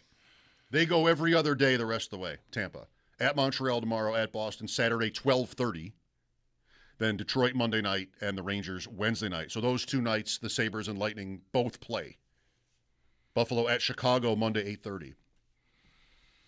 And then Dallas to end it on Wednesday. 803-0550 for your calls. I was wondering today if there's something else we could talk about that might bring about another indirect response from Scotty Bowman? Is there something? Oh, boy. Is there something else where only he would know the answer to something and we can ask it, and only it has to come from him because no one else would know? As in where the Canadians practiced in 1975 in the playoff series. Which turned out to be Hockey Outlet, or what was at the time, I think, Boulevard Twin Rings. Yeah, right. I got nothing yet. Yeah. Maybe something will just pop up. Yeah. We talked some NFL draft earlier with Chris Trapasso and started with a conversation about wide receivers. His favorite idea for the Bills remains Casey Concepcion, and I think he has a lot of company in that if the player, wide receiver, Texas A&M, born in Rochester, by the way, makes it to the Bills spot. But I mentioned with Chris on last night on ADP Chasing how my guys, especially Jacob Sanderson, just really down on the draft. Scott Barrett, you know Scott from Fantasy Points, he and Jacob were in a conversation online about it. Just like Scott might have said, and this again is probably only skill position players.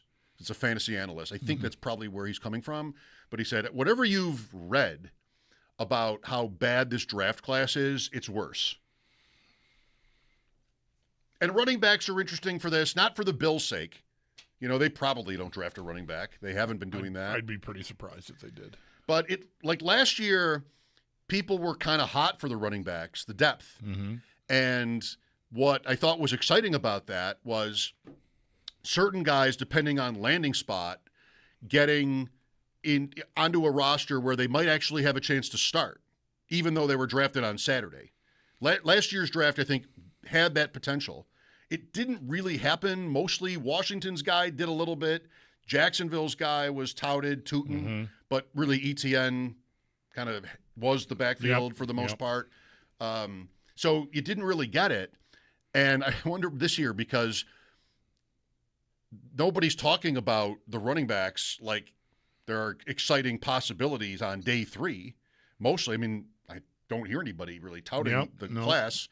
And, well, maybe there are teams, I'm not really prepared to tell you right now, like how many teams could use somebody like that, but there probably would be a few, and it might not just be there.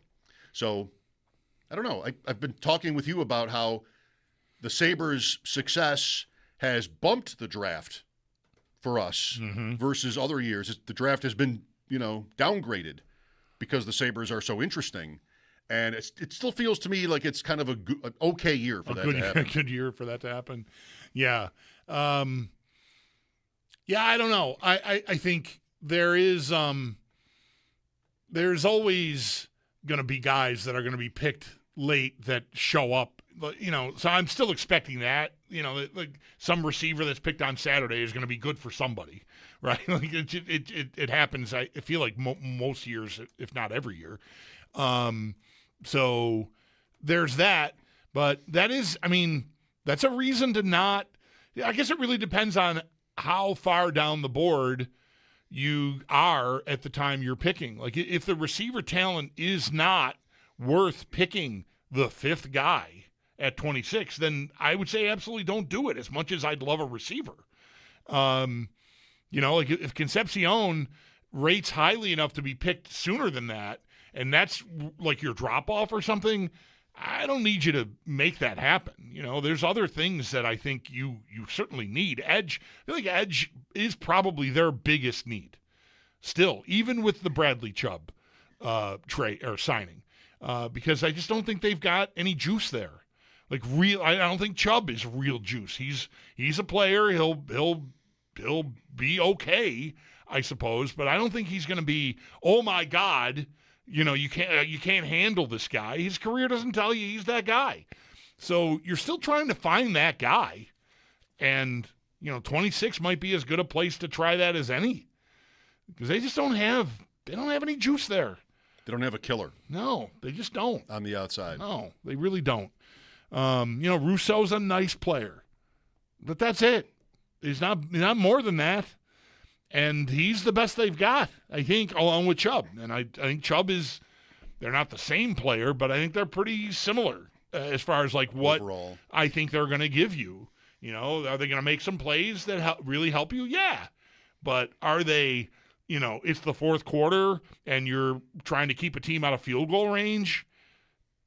No, I don't think they're that guy. They're not closers. They're not like what they brought Von Miller here 4 years ago to do. Or is that the right amount 4? of years? I guessed it 4. I'm going to say yes. However many years that was. Like that. How do you want to figure that out without looking? Is there a way to do it? I tend to go by the schedule. Try to think of a game like he played on Thanksgiving. He got hurt. Right. Was that his first year with the Bills? Yes.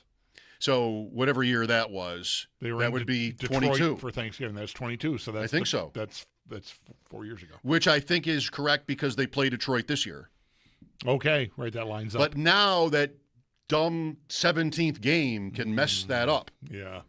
Because they're going to play the Rams this year for the third time in only a few years. It's not the regular rotation. No, they've had 2 extra games against the Rams.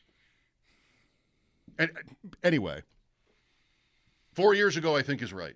Did you get to finish your point before I? No, I'm good. I mean, Okay. it's fine. My point was definitely done. All right. 803-0550 for your calls. Pregame, 6 o'clock. Sabres at Rangers. Paul Hamilton joins us then. How big a deal is the back of the lineup for the Sabres, where we were, starting our conversation here from just before. Mike Schopp and the Bulldog, thanks for listening. This is WGR.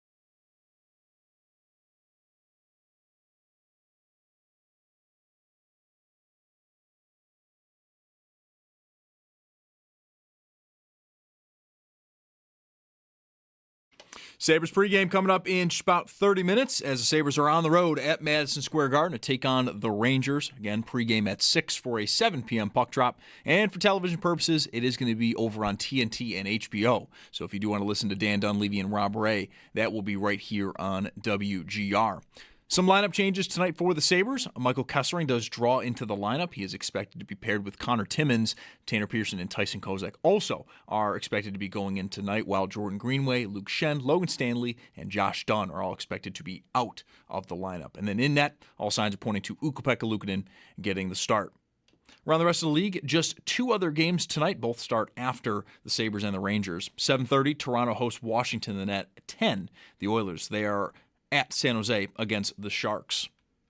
The Texans are exercising some fifth-year options, both C.J. Stroud and edge rusher Will Anderson. And then in baseball, Bisons take both games today against Syracuse 2-0 and then 4-3. That's Paddock Chevrolet Sports Update. Paddock Chevrolet with you for the extra mile since 1935. I'm Zach Jones for West New York's Voice of the Fan, WGR.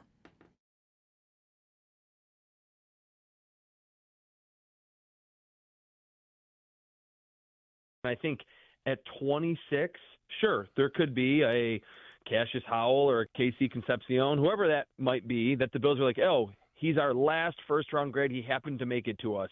But I think the chances of that are reasonably slim. And if you're telling me that the Bills could get one of the first picks in the second round, get another third-rounder, and then a third-rounder next year for the, say, Arizona Cardinals to move up for Ty Simpson, I think because of the rebuilding process on the defensive side that the Bills are going to have to go through this year and next year, absolutely, I would sign up for that. Oh, baby. Chris Trapasso with us earlier. Check it out on the Odyssey app if you missed it. Lines open for your calls. We're mostly on the Sabres, who play at the Rangers tonight, home to Columbus tomorrow. 4 games to go, 3-way tie with Tampa Bay and Montreal, both of which are idle tonight. And they each have, the 3 of them, 4 games left. Crazy good. 803-0550 for your calls. I like and even love the emails I get from Bet Online. Because they're just, we can't bet awards, legally, right? Bet Online is offshore. But I'm glad that I'm on their list because there often are interesting little tidbits. Yeah. I like not reading them and just having you present tidbits to me. This one particular version of their email, though, I don't know if I even believe it. Okay. There have been these before. Well, you're going to know I haven't read it. Yes, that's been made clear. In a semi-scientific study, the marketing team at BetOnline analyzed geotagged Twitter data since April 1 to see which player each state picked to win the Masters. This is where you lose me. The sampling tracked tweets, hashtags, and direct keyword phrases about who will win the Masters tournament this year. For example, quote, Scotty will win the Masters, end quote. Rory is going to repeat, hashtag Masters. Mm-hmm. DeChambeau will finally get it done, and so on. And these are believable samples. Are they? There are people in the world that tweet things like, Scotty will win the Masters. I guess. I mean, that's what what this comes down to is, do you believe that? Yeah. In significant enough numbers? People's stuff. Accounts. Yeah. Like, if you've seen any of the videos or the photos of like the bot farm type situation, no. Yeah, it's unsettling. I believe that those things have really been tweeted. Whether there's an actual human being attached to any of it, remains to be seen. Well, I mean, I'm not here with any proof. Whichever player had the most Masters predictive tweets in each state subsequently won that state. More than 240,000 tweets were tracked in total across the United States. So there's the first level here is like the believability of in hundreds of thousands of tweets existing to the, along the lines of Scotty will win the Masters. Imagine tweeting that. Anyway, from Idaho. Right. If you believe it, good for you. Maybe you're even somebody who would tweet such important things. Not that my tweets are all important, but, I mean, I'm not out here being who's going to win the Masters. I have no idea. Neither does anybody. Right. Why do I need to know which state favors which golfer? Well, you don't. That's fair. You don't need to know that, but you're about to find out. This is not information I ever was seeking in my life. I know. And I'm very confident I'm not going to do anything with it once I have it. Love stats. The Sabres are just getting their rocks off with these stats about points against certain opponents. They love to tweet these updates. I can't wait for tonight's. So-and-so has scored in 2 games in a row against the Rangers, tying him with 17 other. I don't know. I've never known anybody to care about that except on a very, very trivial level. Points against teams. You said when we talked about this last time that goalies, sure. Yeah, sure. But, man, they were loving that on Monday night. Just every tweet seemed to be, point streaks or whatever against Tampa Bay. So here it is. You don't have to care. The 2026 Masters preferred champion by state. What happens is, and I've never even thought about this, I guess, but states seem to like players who are from those states. Oh, I see. Yeah. I think that tracks. That's credible. Right? Yeah. Did John Rahm go to Arizona State? I think he went to Arizona State. Arizona is for John Rahm. Okay. Xander Schauffele has California and Nevada in his corner. He's from California, I believe. I think he's from California. Yeah. Name like Xander Schauffele. You're probably from California. Just sounds like I think he is. California kind of guy. Justin Thomas gets Alabama. Maybe he's from Alabama. I thought he was North Carolina. I don't know. Kurt Kitayama is Hawaii's choice. He's from Hawaii. Victor Hovland, Oklahoma, because he went to Oklahoma State. Okay. And New York? Yeah, do we have somebody? We do. Is it somebody I've heard of? Yes. Okay. Good. He's from Long Island, I think. All right. Cameron Young. Oh, okay. Sure. Yeah. And he also has Massachusetts and Vermont behind him. Cameron Young. So close. Yeah. They touch New York. Yeah. 2 states that touch New York. Maybe he went to prep school in that area of New York that butts right up against Massachusetts and whatnot there. There's that whole area over there. Big time. That whole area. That whole area. What am I talking about? The Hudson Valley, whatever. I just know from going on tour there with the kid when he was, a hot shot. Did you take the Mass Pike? I did. There was a lot of mass piking. Yes. Yes. And even for one of the trips, no, two of them, we spent some quality time on the Taconic Parkway. Long Island. No commercial. No, right north off of New York. Yeah. 87. No, right off 87. No commercial traffic. No commercial traffic. Right. Most of the country by state is for Scheffler. Why? 20 states are for Scheffler. Are we supposed to be for Scheffler? Because people don't want to vote for someone who's going to lose. Nobody's tweeting. It's probably still a thing. So-and-so anonymous player will win the Masters. Nobody's tweeting that. Not enough people are tweeting that to win a state. No, right. Anyway, I never know what this one. I like their emails, and sometimes they're really interesting. I don't know if I believe this. That 240 million tweets, 250,000 tweets. Yeah. Say things like, Rory is going to repeat. Like 8 of those are probably from real people. And I'd have to question those people. Yeah, right. No. What's going on with you? I hear you. Yeah. All right. Sorry, I indulged myself on that one. Is Kevin Adams getting another job? Sorry. Did you want to go on? No, I thought of something that I read earlier today that was sort of adjacent to what we were just talking about, but we don't need to.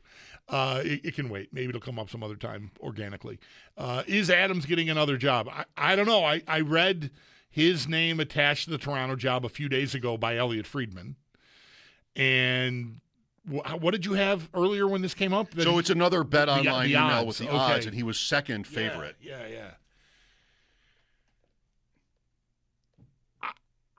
I'm inclined to think that if Friedman is mentioning it, that it's credible.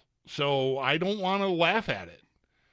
I think it would be pretty amazing if Toronto, in this time of turmoil that they are at here, like they're just bottoming out again. Again, it'd been a long time, but like they're at the bottom now, and there's talk about retooling, rebuilding. What do we do? We've got Nylander and Matthews signing big contracts. That's not a rebuild, but what if we move one of them and compile assets or whatever? And then Adams' name being attached to the job is just the timing is amazing to me. Because he might not be the GM you want for heavy lifting. Yeah. But the better the Sabres do, the better he looks or the worse. I got to think it's better. I think it is too. I mean, whatever credence there is to an argument that his dismissal was a catalyst in the Sabres run. I mean, it's a logical enough theory to have meant something to what happened here.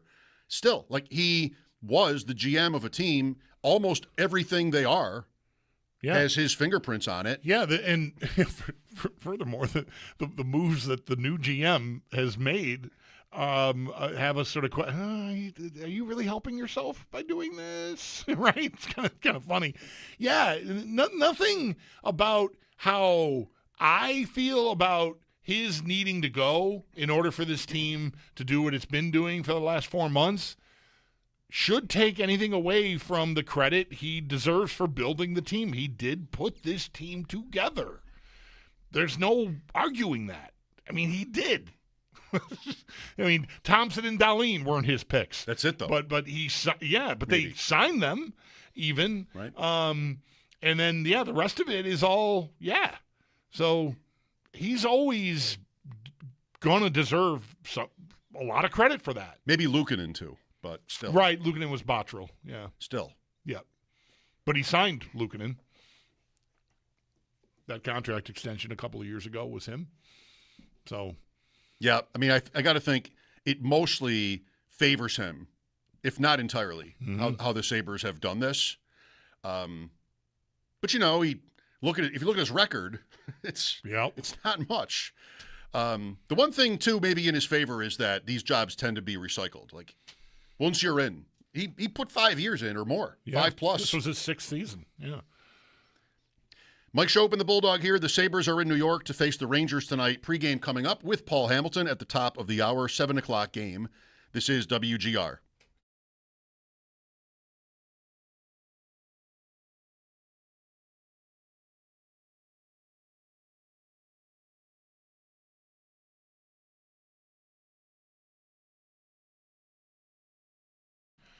Folks, Bulldog here for Resurgence Brewing. Newsflash, I enjoy craft beers, especially locally brewed IPAs, and I've tried just about everything you can find around